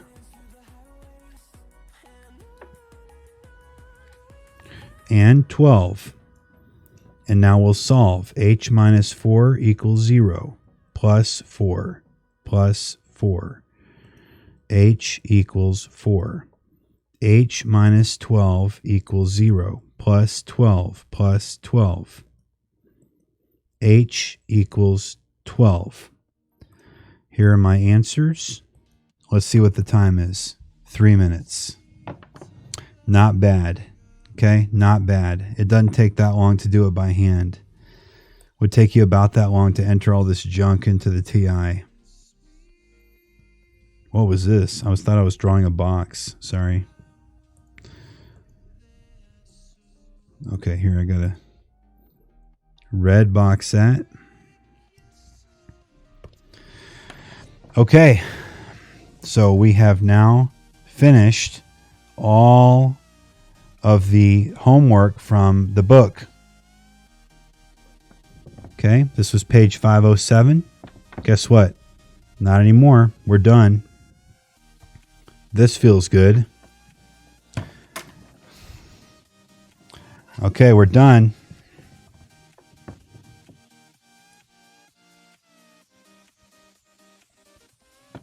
Yay! Done with book work. Page 507 is history.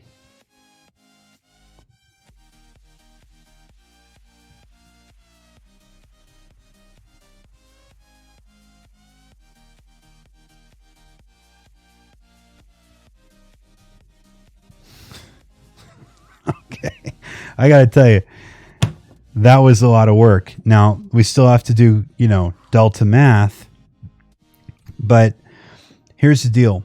If you can't get to all your delta math tonight, you can work on it in class tomorrow. So what I'm going to do is I'm going to say tomorrow in class, you'll have a chance to catch up on your delta math. And I'll also open the thing up for like a tutorial. Okay, so if you have questions about Delta Math, you can do it in class tomorrow. All right. Hey, thank you guys so much. It makes me happy. So let me say this out loud. Okay. I mean, on the chat. If you are exhausted and worked hard tonight on this page 507 work, feel free to stop here and we can give class time to do the delta work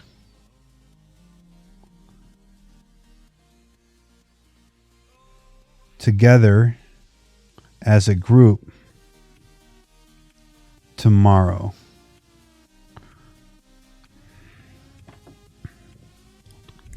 Hey, Jonathan, thank you again, man. You're always here. You're a good sport. So you guys are a fantastic group of kids. And I gotta say, I really enjoy working with you. Let's just take a minute here as we're finishing up to kind of look at the work we did. We did number 20. We did number 21. Okay, number 22. Number 23. Whoa, more work. Number 24. Number 25. We pulled the parachute there on number 24 and number 25. Then on number 26, we did all the work. Okay, here's number 27. We did super fast. I guess I even forgot to write on 27. I forgot to write that our factors were 14 and 4 there. And then on number 28, that was where I screwed up. You can see what happens when you mess up. You just go crazy, start using huge formulas. Then number 29 was pretty simple. Okay, so at this time, feel free to log off this live stream because you're done with what you need to get done before tomorrow. And I want to encourage you to get some good sleep tonight, okay? Now, me personally, I'm going to take a break and I'm going to keep the live stream going. And then I'm going to start doing my lesson planning. So we're about to move into the lesson planning part of the evening. So the tutorial itself is over. I'm certainly going to stay here on the chat. If you have any questions, you are welcome. You are so welcome. And this is how it's going to be until the STAR test. We got 56 days tomorrow. And I will continue to help you guys like this really intensively because I understand it's difficult work and, you know, we need as much help as we can get. So we have to work together as a team to win this STAR test race. And when it's all over, we can all just chill. Right? And that's what I want for all of us. So you guys can hit it and I'm just going to zoom out so we can marvel at all the work we've done. Look at all this. Wow. That is a crazy amount of work. If we go up, you see work from earlier. And that was just today. This was all, or no, this is everything for since Monday. Wow. This is a lot of writing. There it is. So I'm going to take a 5-minute break and then come back. And this is cool. I love having this Desmos in here. How we can load Desmos and just like mess with it inside. It's so cool. Okay, and then I'll come back and start lesson planning for tomorrow. I'll try to share this document with you all so you can see it. Okay, so I'm going to go off mic and come back in like 5 minutes so we can get started on lesson planning.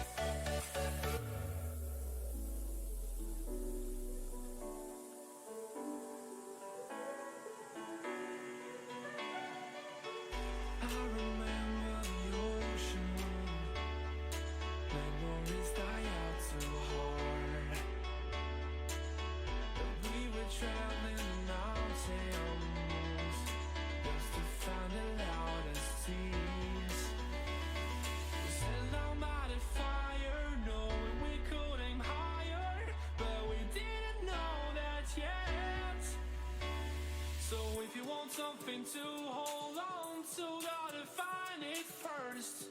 But here I am, 'cause I've been laying under palm trees, waiting for the summer, knowing there's nowhere to go.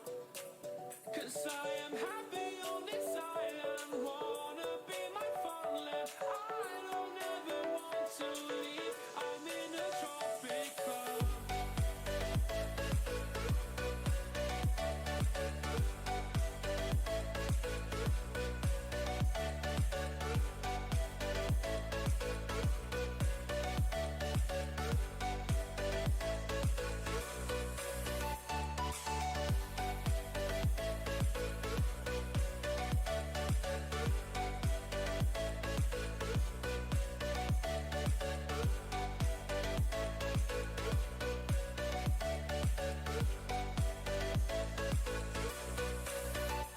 Okay.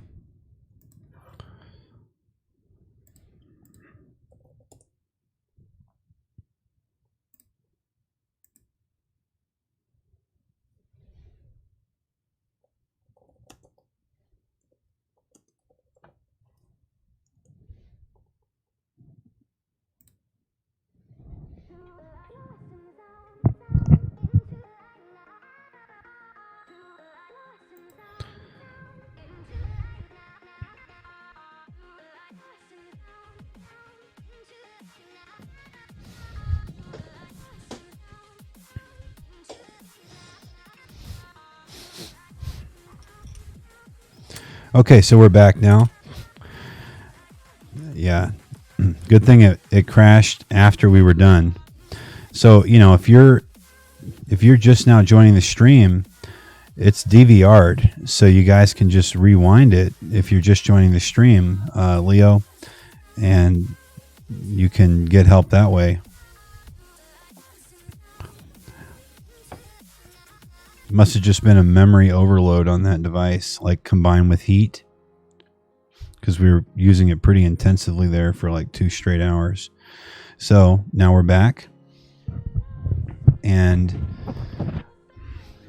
yeah, Nathaniel, you know why I'm returning it now. See, the thing just crashed on me. So got the blue screen of death. Okay. Oh, I know what I need to do to lower the volume on this a little bit. Okay. Let me check the stream health.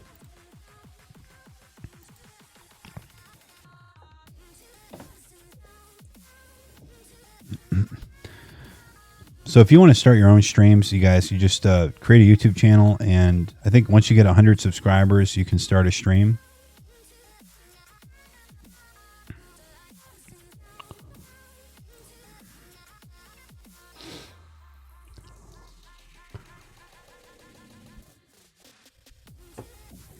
Yes, sir.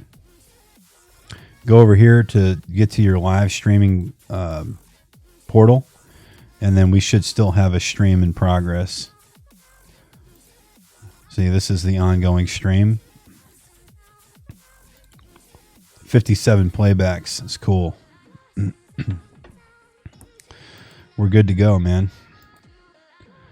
All right. So now we can just go to OneNote. Well, first, let me go change those deadlines on Delta Math because I know everybody's freaking out about it.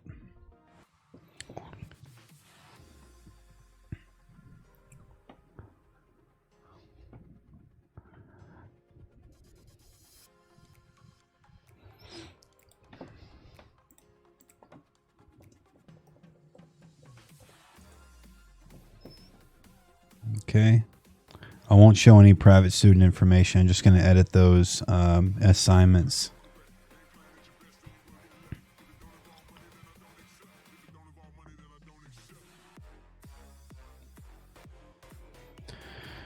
Okay, so I want to edit assignment, and I'm going to change all the deadlines.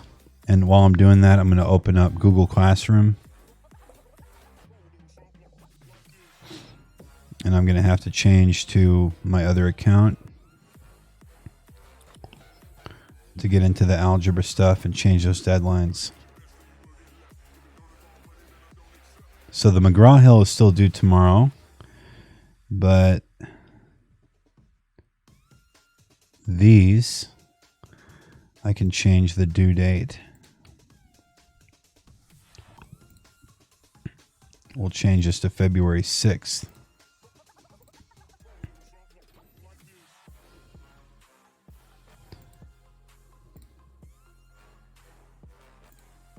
Oh, this was already due February 6th, so we're good there. And then this one, yeah, change this to February 6th. Okay.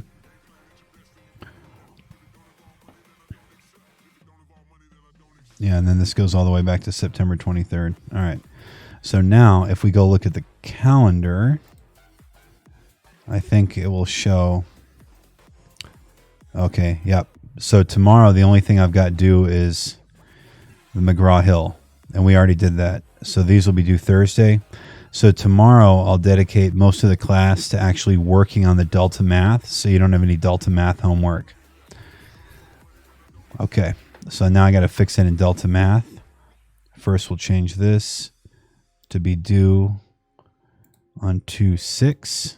And this becomes 2/7, and this becomes 2/10, and this becomes 2/11. Complete edit on that assignment.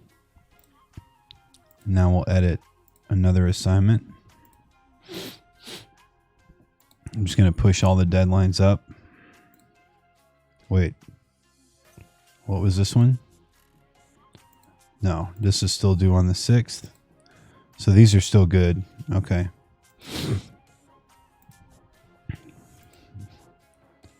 Let me edit assignment. Oh, good job, Jonathan. I'm not surprised, man. So this is going to be due on the 6th. Okay, this is the 7th, the 10th, and the 11th. And then any other edits I need to make. This one. 2/5, we'll change that to 2/6, 2/7, 2/8, or 2/10 rather, and then 2/11. Okay, complete edit. Okay, now I want to take a look at that assignment that was already, this is the level 2 assignment. Let's see what they're giving you. Determine the value of y if x is -5. So you're really just evaluating That's not that hard. Let's see. If x is -5, then -5 minus 3 is -8. -8 squared is 64. Is this answer 64?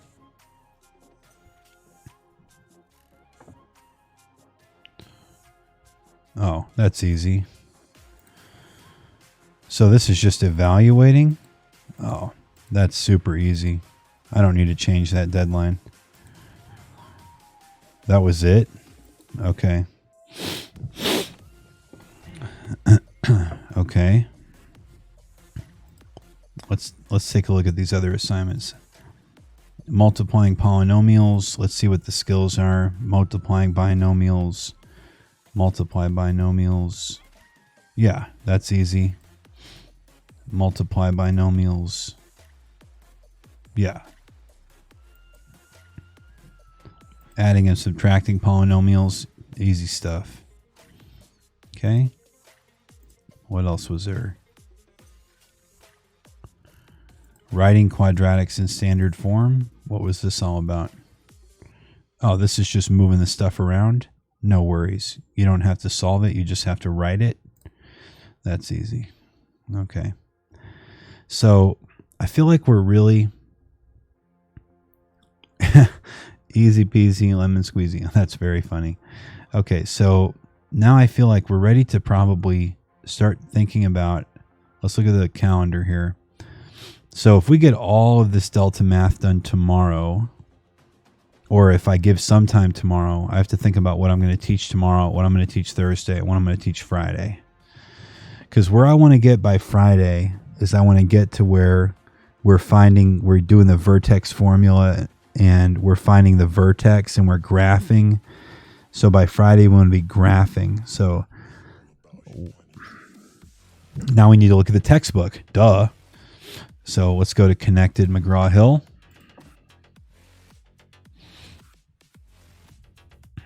And log in.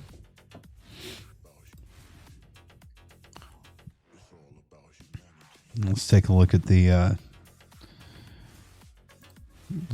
textbook, see what's coming up next.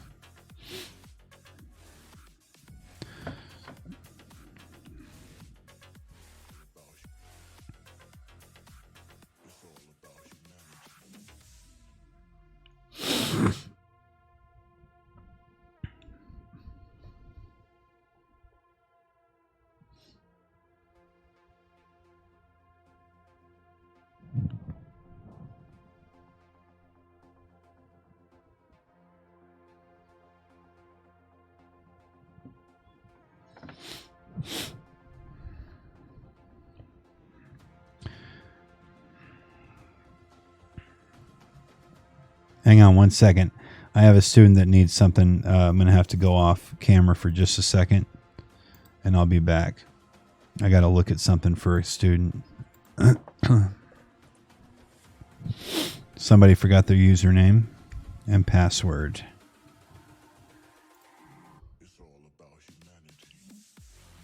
I'll be right back on the stream. I'm just looking something up for a student real quick.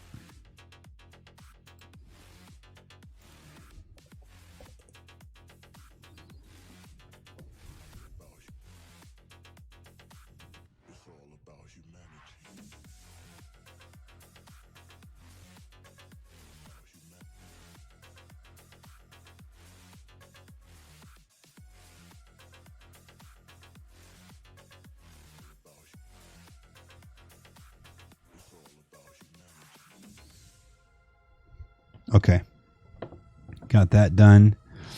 And now let me get out of this window so we're not showing student data. And then I'll pull up the book because we need to see where we're at in the book. There we go. All right. Just want to check all the things. You can still hear my voice. The stream is still up. 61 playbacks, 8 concurrent viewers. Fantastic. Let's see where we're at. We were in lesson 6. So now I think what we're going to do is have to learn how to factor quadratics with we need to learn how to factor quadratics where the a value is greater than 1, so that simple factoring technique won't work anymore.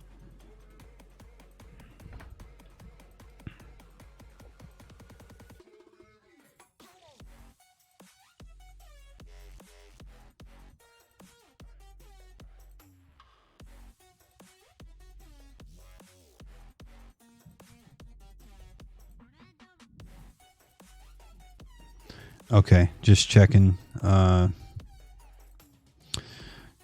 different things. I'm not sure why this book isn't loading. It should be loading when I clicked on it. No, let's go to chapter 8. Okay. So let's make sure we covered everything.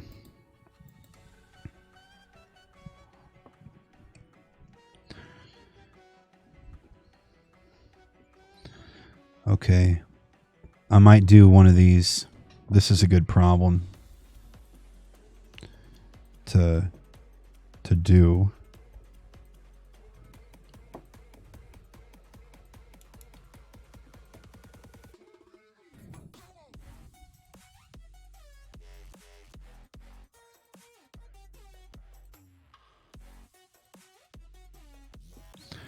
And that is from page 467.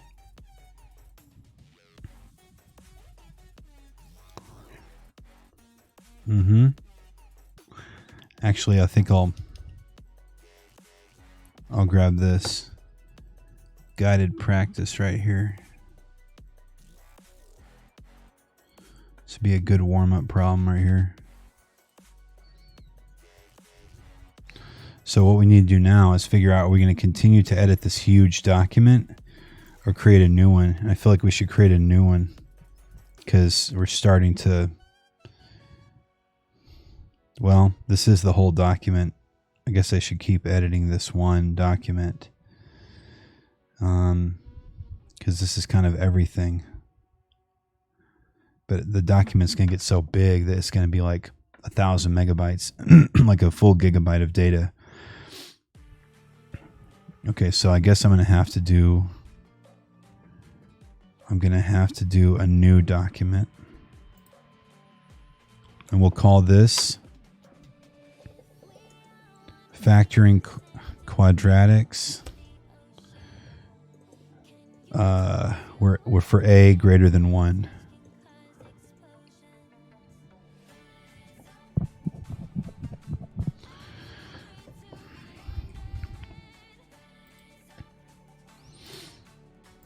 Okay.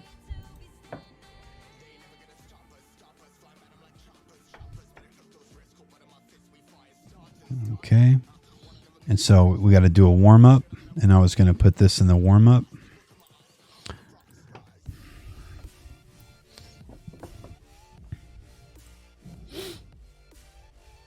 Yeah, you're right. It would be better to keep everything in order, but the problem is the document is getting so large that in order for my computer to keep it in its memory all at once, it has to keep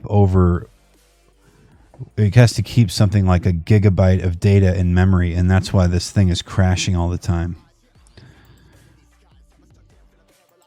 So that's my concern. Ooh, that equilateral triangle problem was good. We should probably do that one. Let's go back. This was a good problem right here.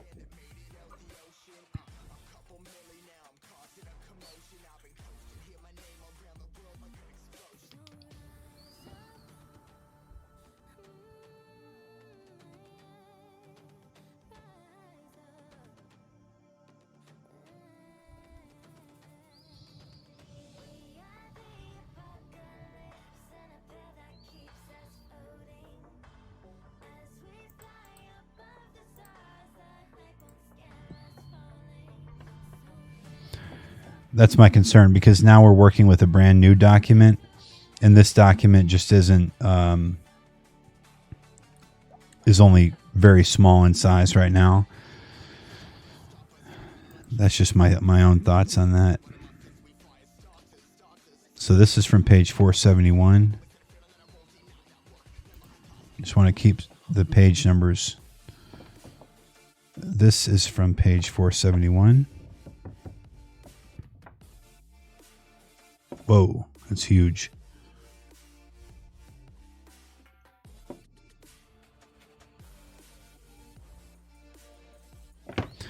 And where did I get those guided practice problems from? I can't even remember anymore. Oh, page 467.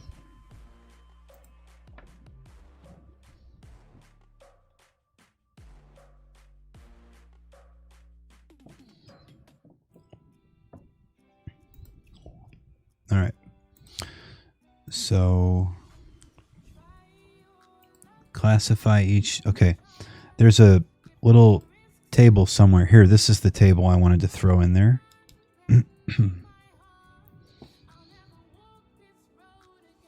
Wanted to show this to you guys.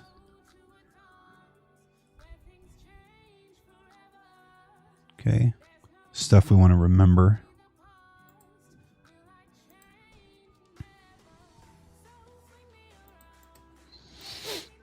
Okay.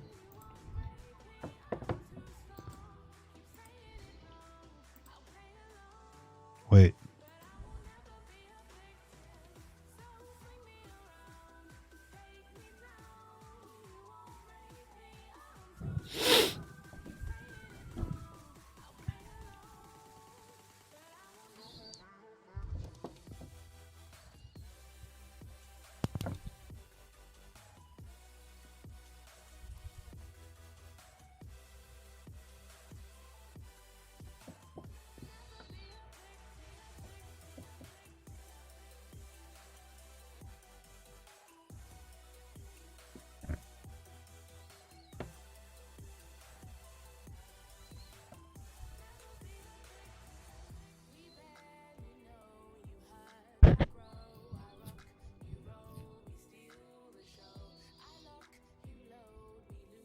Okay.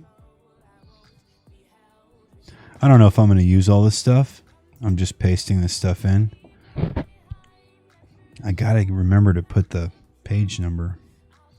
Page 469.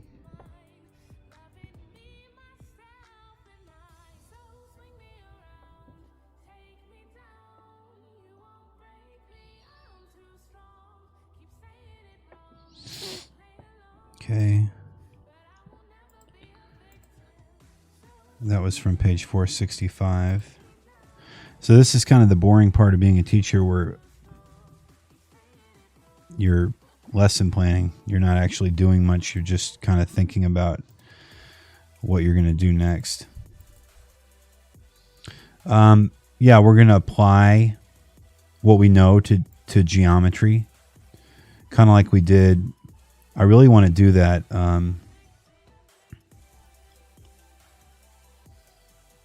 Hang on a second. This one right here.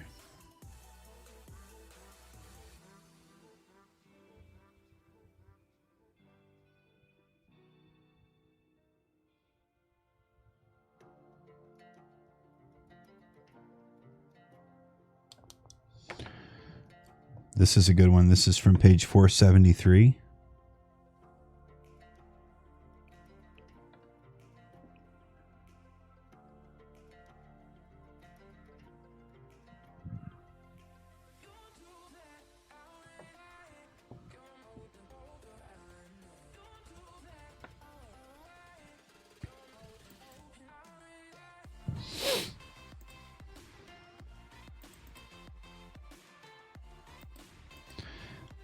I mean, I might actually use this stuff for my geometry classes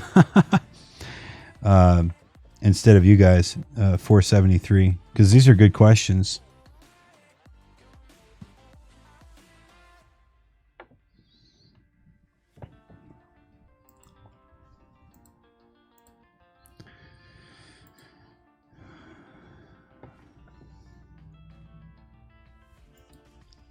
Where was that one with the garden?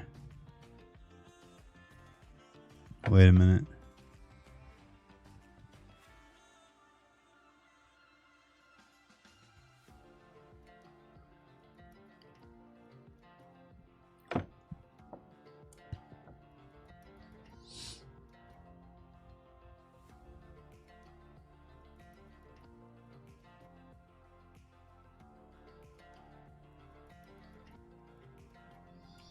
Oh, I love these problems.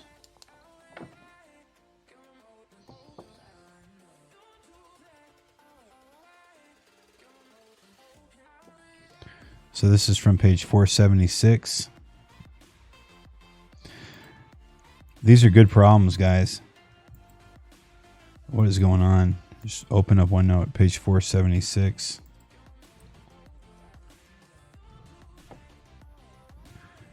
Okay, if you guys don't mind. I just don't know if we have time because there's so much to learn. This would be more fun stuff, really. But these are the types, I mean, you might see a problem like this on the STAR test. And I don't want you to be super confused by it because they're not that hard. And this is page 477.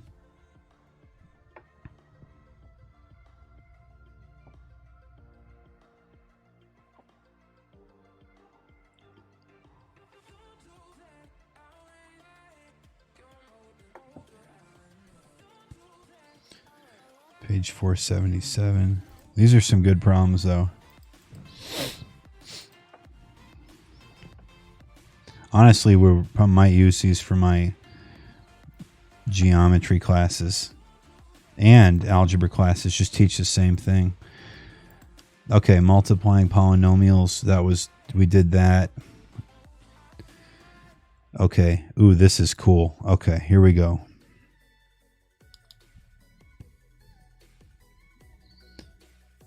So these are really good problems here.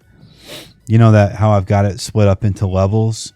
I might give these to level 3 and level 4 because these are kind of really difficult problems. I mean, they're not difficult, but you know what I mean. 483.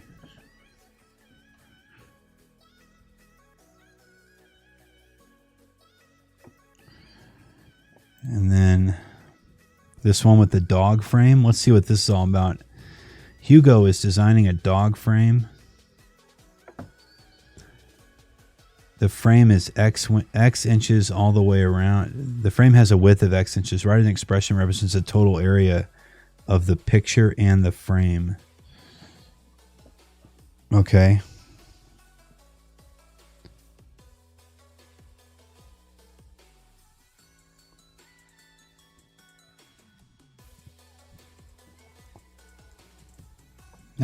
I don't know. Maybe the thing with the dog. People like dogs.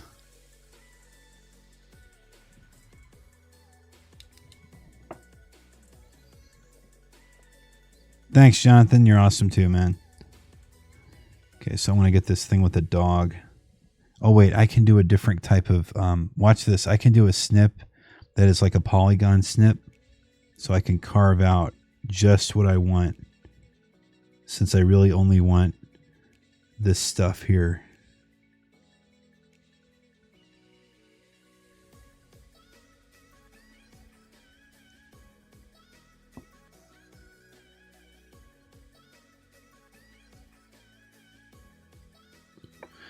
Boom. So check this out. Now when I copy that to OneNote, it's only going to show the part that I wanted it to show. What page was that from? 483. Boom. Page 483.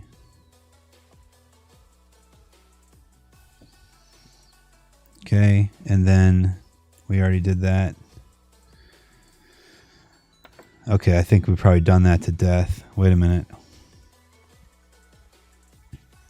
Okay, this is a good one. This one actually requires us, I think, to solve a quadratic. I believe. I'm not sure, actually. To see. This is page 485.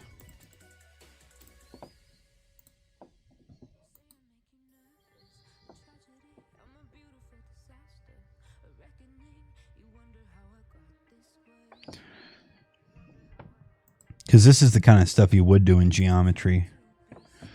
Okay, now what's going on here?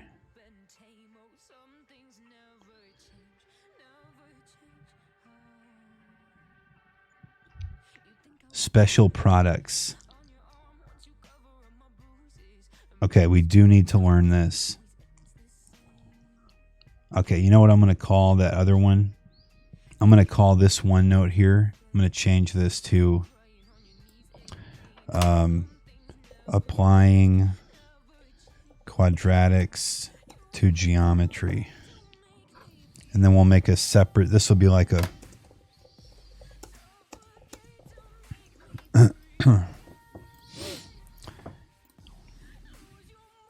Okay, so now I'll make another one. And now we'll do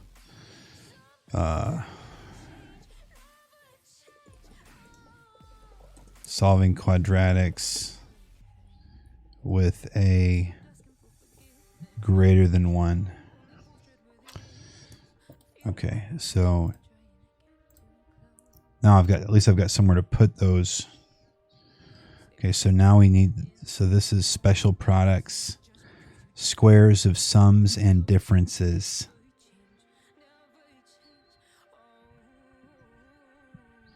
I don't even know if I want to teach this.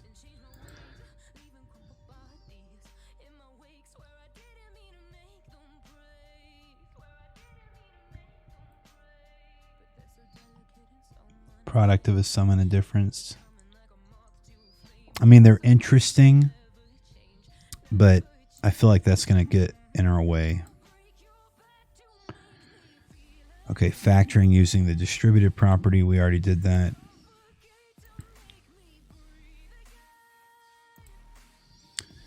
Solving. Okay, this is what we did today.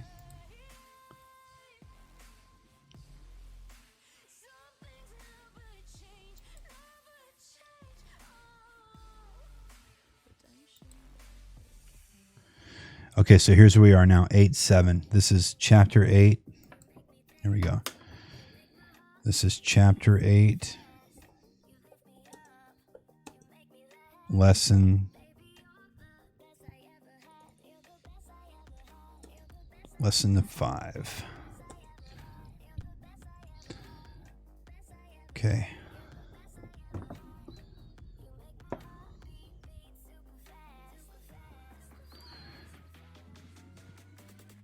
Yeah, basically.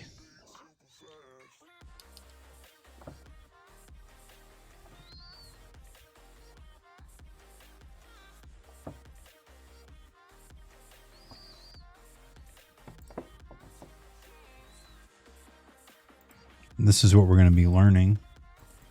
Oops. Oh, come on. That's not what I wanted to do.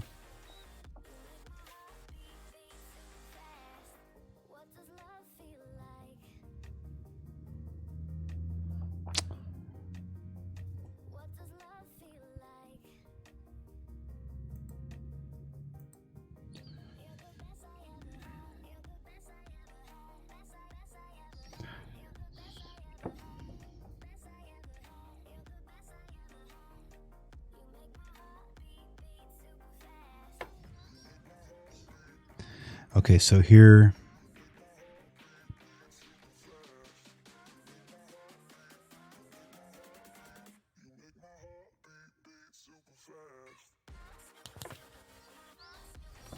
this is from page 510.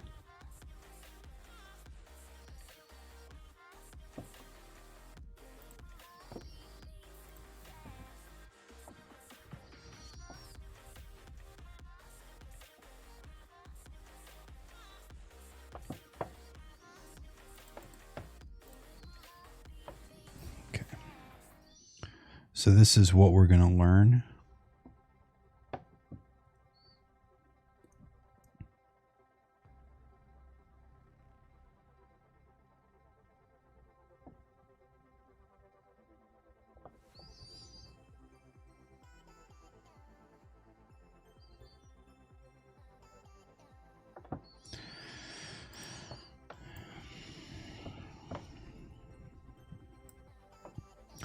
And this is the key right here, where A is not 1. I guess I shouldn't say A greater than 1. I should say A not 1. Okay? Because it could be negative, right? So this is called factor by grouping.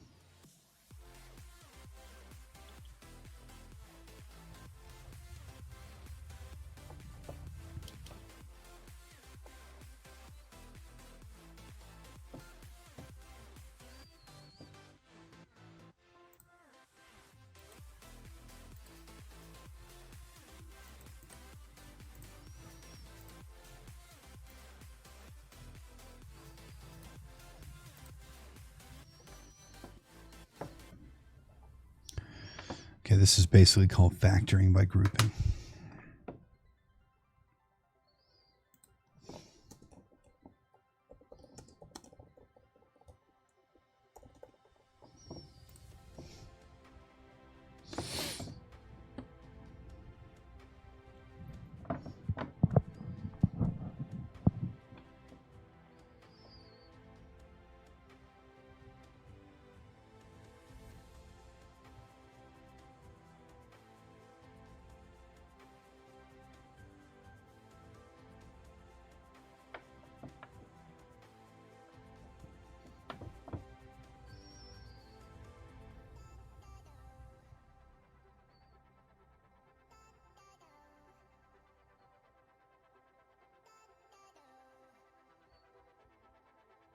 I don't even know what that means.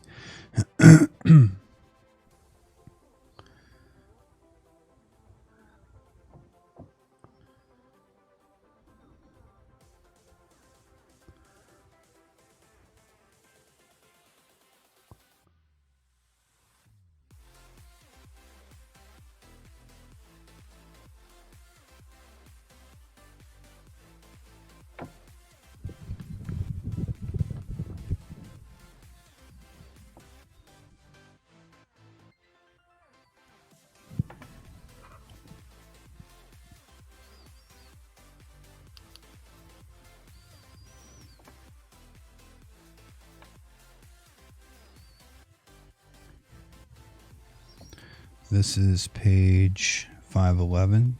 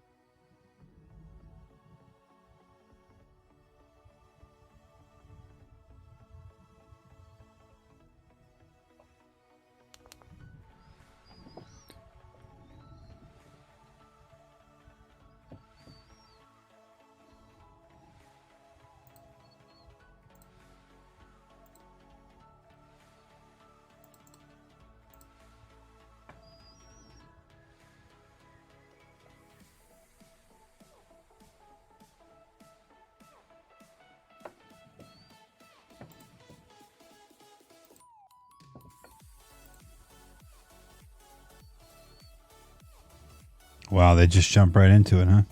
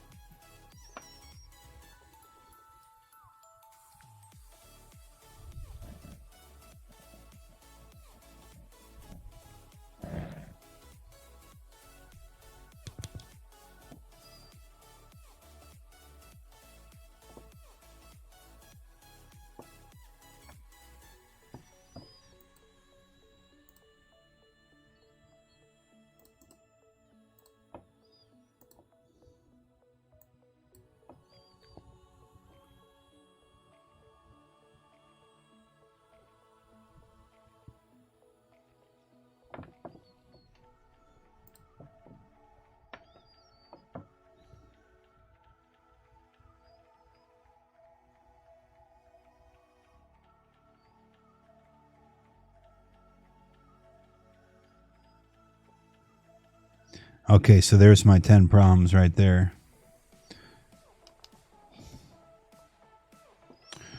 Page 513.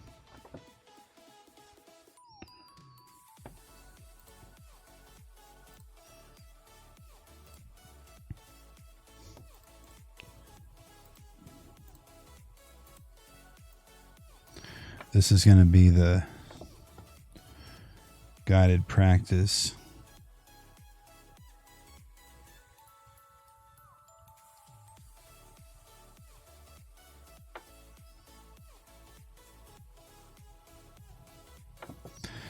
Okay, and then the homework will be right here.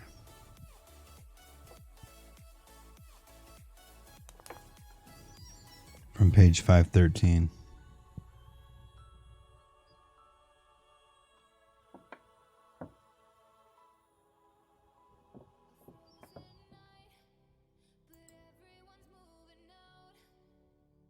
Oh, wait. Okay, so it's factoring, sum, and solving. Okay.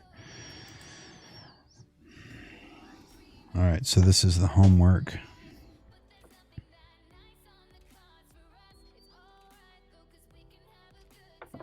From page 513.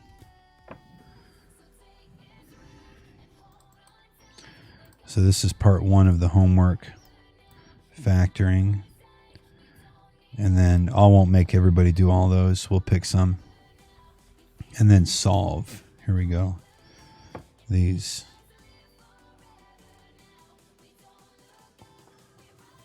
Okay.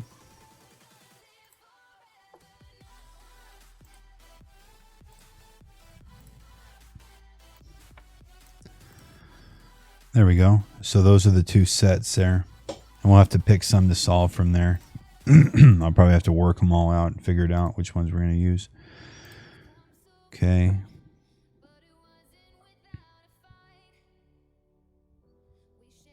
Here's more.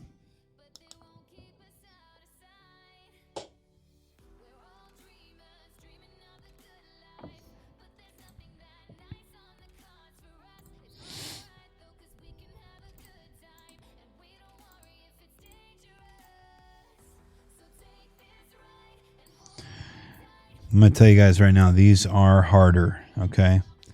So this is just asking us to factor. I don't even know if I want to use these.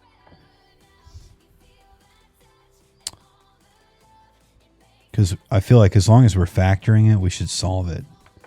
Just get rid of that. So I'm going to be choosing my homework from here.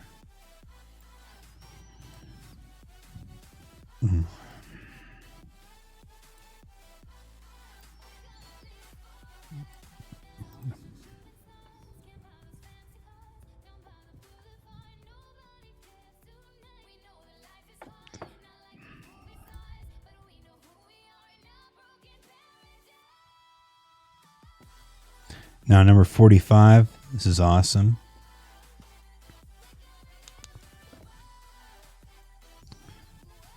This is a great problem right here. This is page 515. This should be a homework problem.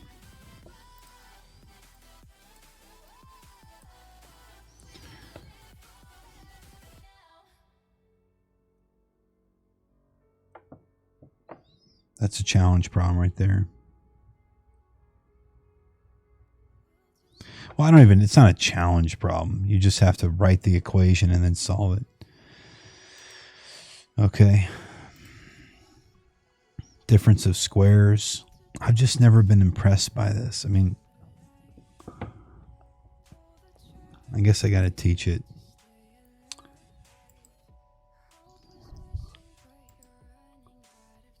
Perfect squares.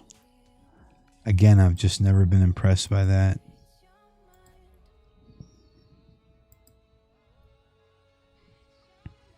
Wow, we're already at the chapter 8. Why doesn't it show?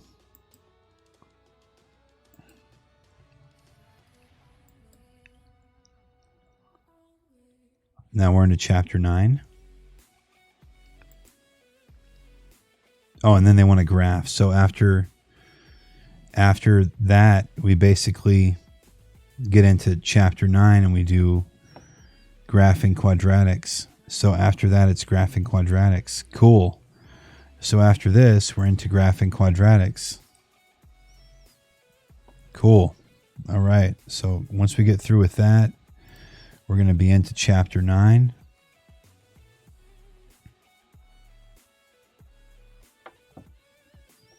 Which is graphing quadratics.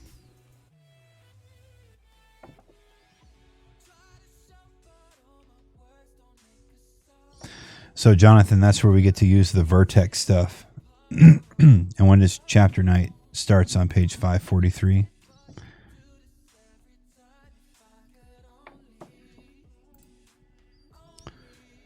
All right.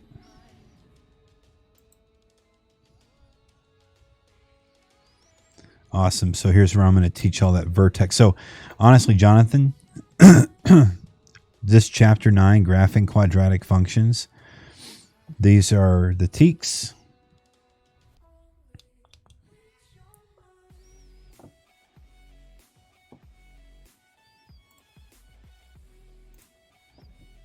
Right here. So we already have the notes for this. Yeah. Here are the notes for that. We already did this.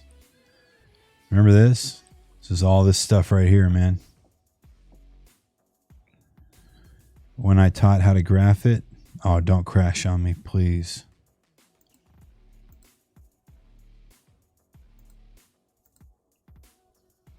Don't crash, don't crash, don't crash.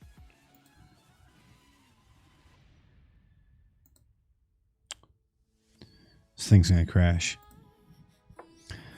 Okay.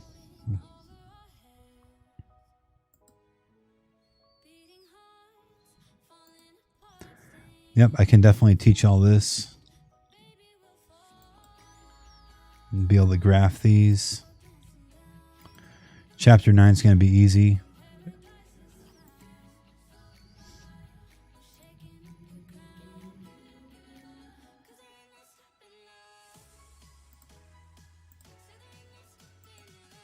Easy, easy, easy. Is there anything else that's hard here?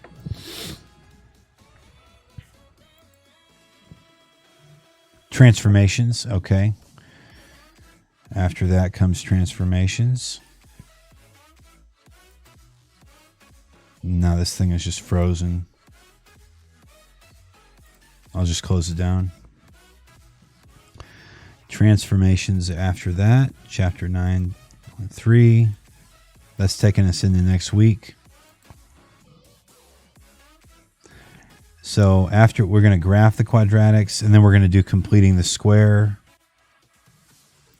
I feel like we should do completing the square and quadratic equation before we do graphing. I don't know why they put it. I think we should graph after you know how to do it all. We don't care about this. Curve fitting, okay. Special functions. We don't teach that in here. You can learn that in Algebra 2. Okay.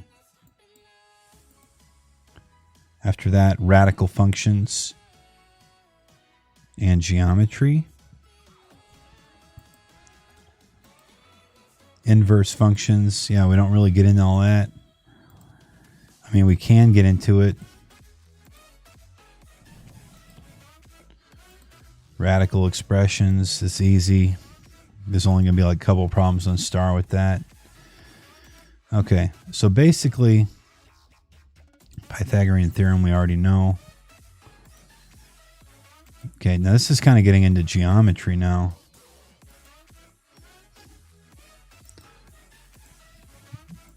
So we're going to skip chapter 10 entirely. And then rational functions. Yeah, it's not really relevant. We just need to get into exponential functions. When does exponential functions come up? Chapter 7. What did I do? Skip it?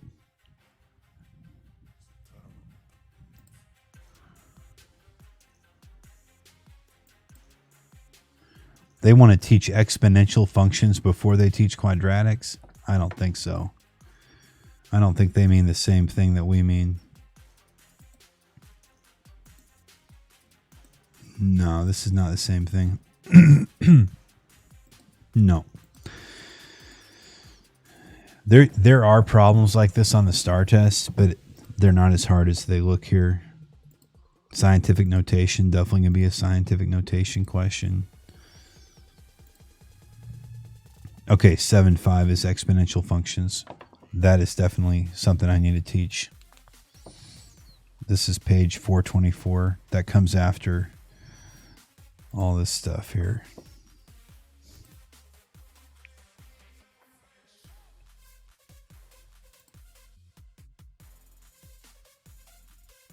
After that,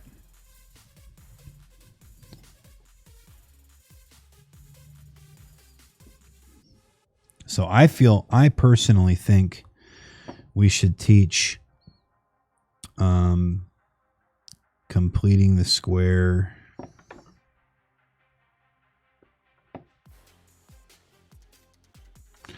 and the quadratic equation before graphing, but maybe I'm barking up the wrong tree. Okay. And then what else did I want to say here?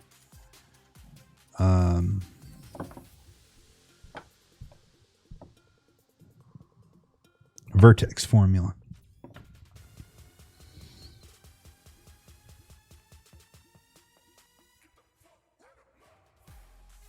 Whoa, what's going on with the music? This is supposed to be clean. Let's go here. This is all clean. Sorry about that. It's supposed to be clean. I know these are all clean. I've already listened to this track like 1,000 times. Okay. Vertex formula. See these things here. And then graphing quadratics. That's how, and then we teach exponentials here. And then chapter 7.5 is exponential functions.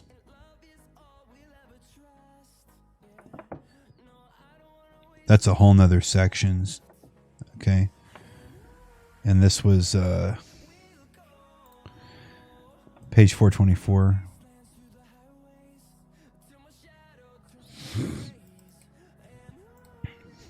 Okay. And those are teaks. Yeah, see those teaks. If you look at the teaks, we're learning teaks 6 and 8 right now. And then teaks 9 comes after that. So the state of Texas thinks we should teach exponential functions after we teach quadratics, but the book has it sequenced before we teach quadratics, which is just weird. Okay, let's see what else is in this book. We've really covered everything here. Look at all this stuff we've covered. We're almost done with the book. That's crazy. That's the whole book. Look at all these things. We've already done all this stuff. Wow. You guys have learned a lot this year, haven't you? I got to teach you domain and range of quadratics.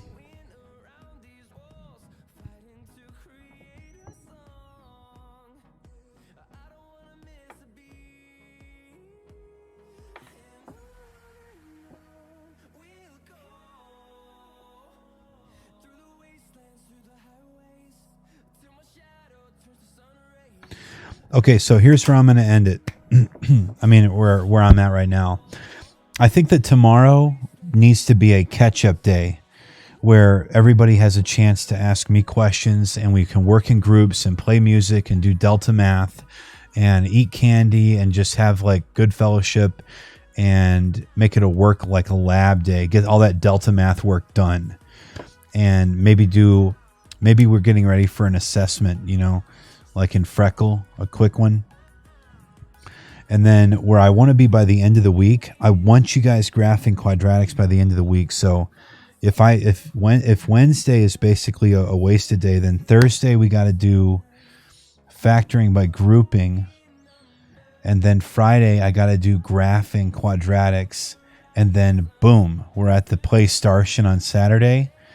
And then when we get back from Play Startion, we can hit, well, we'll have to, it all depends on whether I'm going to do completing the square and quadratic formula, because in that case, we would not be graphing before the weekend. I can't decide whether I want to do graphing first or the super hard quadratics first.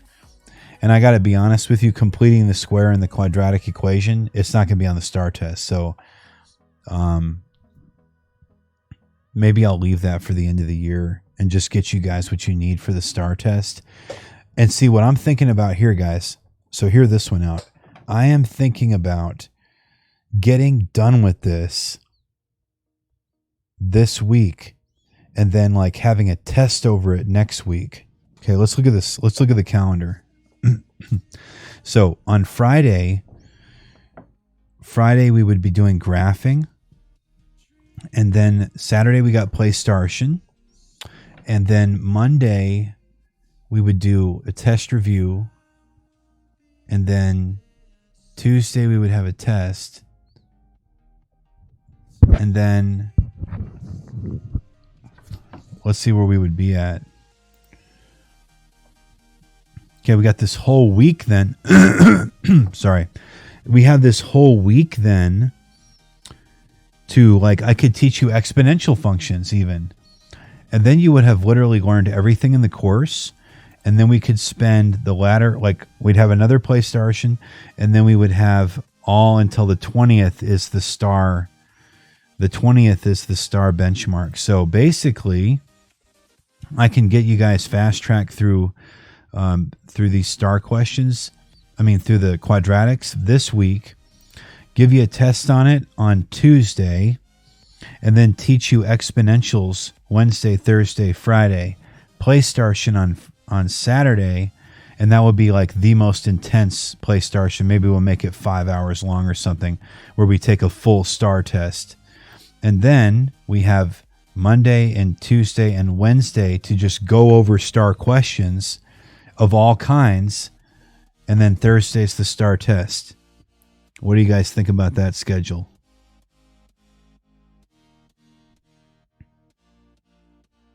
Yeah, catch up day tomorrow. Almost done with the book.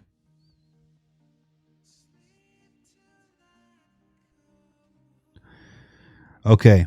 It's time for everybody to go to bed and stuff. So let's end I think we have a good plan. I think that's what I'm going to do. And we'll do completing the square and the quadratic formula and stuff, the vertex formula, all that hard stuff. We'll do after the benchmark. Okay, because look, after the benchmark, we have this week and this week. Let's look at the calendar real quick before we hang up on this thing. Let's look at the academic calendar. So, incredibly, we're going to be finished with the entire course before we go to spring break. That is insane. I wonder if all the kids know this.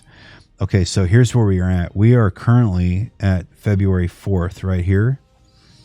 So what I'm saying is we'd have a test on Tuesday over quadratics, Tuesday, February 11th. We have a PlayStation this weekend and next weekend. And then here, we'll review for the star test here these 3 days. And we have the 12th, 13th, and 14th to hit exponential functions. And then the 17th, 18th, and 19th to prepare for the star test. On the PlayStation on the 15th, the Saturday the 15th, I'll give a complete star test so you guys can actually experience it. And then on the 20th, you have your huge benchmark. And then the 21st is the end of the 6 weeks. So at the end of the 6 weeks, on February 21st, you'll be done with the entire Algebra 1 class. And so here's the deal. Once we get back, you guys have a day off. And once we get back, I think it's just going to be a process of diving into all the topics we've covered in a highly specific manner, because that's a lot of time. And just going over each topic, one topic at a time, like all the way back to systems of equations and systems of equations word problems and just little odds and ends that we didn't pick up earlier in the fall semester. And then just start preparing like crazy for the star test here. And then, of course, we'll have PlayStations each Saturday. Okay. And then, boom, on the 5th is when we're having the star test. So we got Spring Break. This got to be my favorite song in this whole list. Which one is this? Fade. I love this song. All right. So this is looking good. Okay. I'm really proud of you guys. I mean, I got to tell you, we weren't this far ahead last year, and you guys are learning a lot more math just because I learned more about how to teach it. Okay. Last year was my first year teaching math. So it was a tough year for me because I really know what I was doing. Okay. And then your sophomores. Wow. Okay. Well, let's close down the live stream on that optimistic note. Guys, it's going to be great. Everybody's going to have excellent grades, and we're going to be smashing that STAR test. I know you're going to do fantastic on the benchmark. Make sure you sign up to come to the PlayStation on the 8th, and make sure for sure, if you can only come to one, come to the one on the 15th, because that's the one where I'm going to have you do a complete STAR test and go over every single thing that you want to go over like crazy. We eat a bunch of pizza, and then we prepare for the STAR test, and then we take the STAR test benchmark February 20th. Then you guys are done with the 6 weeks. We have a huge party on Friday, just watching Stranger Things and eating pizza and stuff, or whatever else I can bring into the classroom without getting busted. And then 24th you have off, and then we come back and we really just begin going over stuff until spring break. Then we have spring break, and when we come back, it is just a mad dash until it's only 1 week, 2 weeks, 3 weeks, 4 weeks, 5 weeks, basically just 6 weeks after spring break until the STAR test. Okay, so thanks so much for joining the live stream tonight. I want to say, let me sign off here by saying,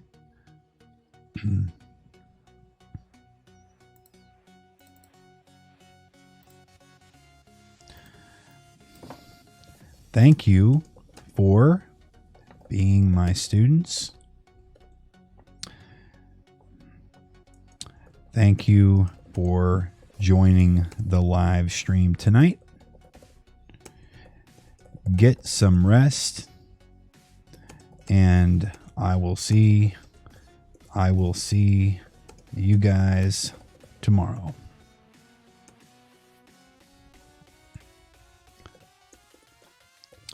Later.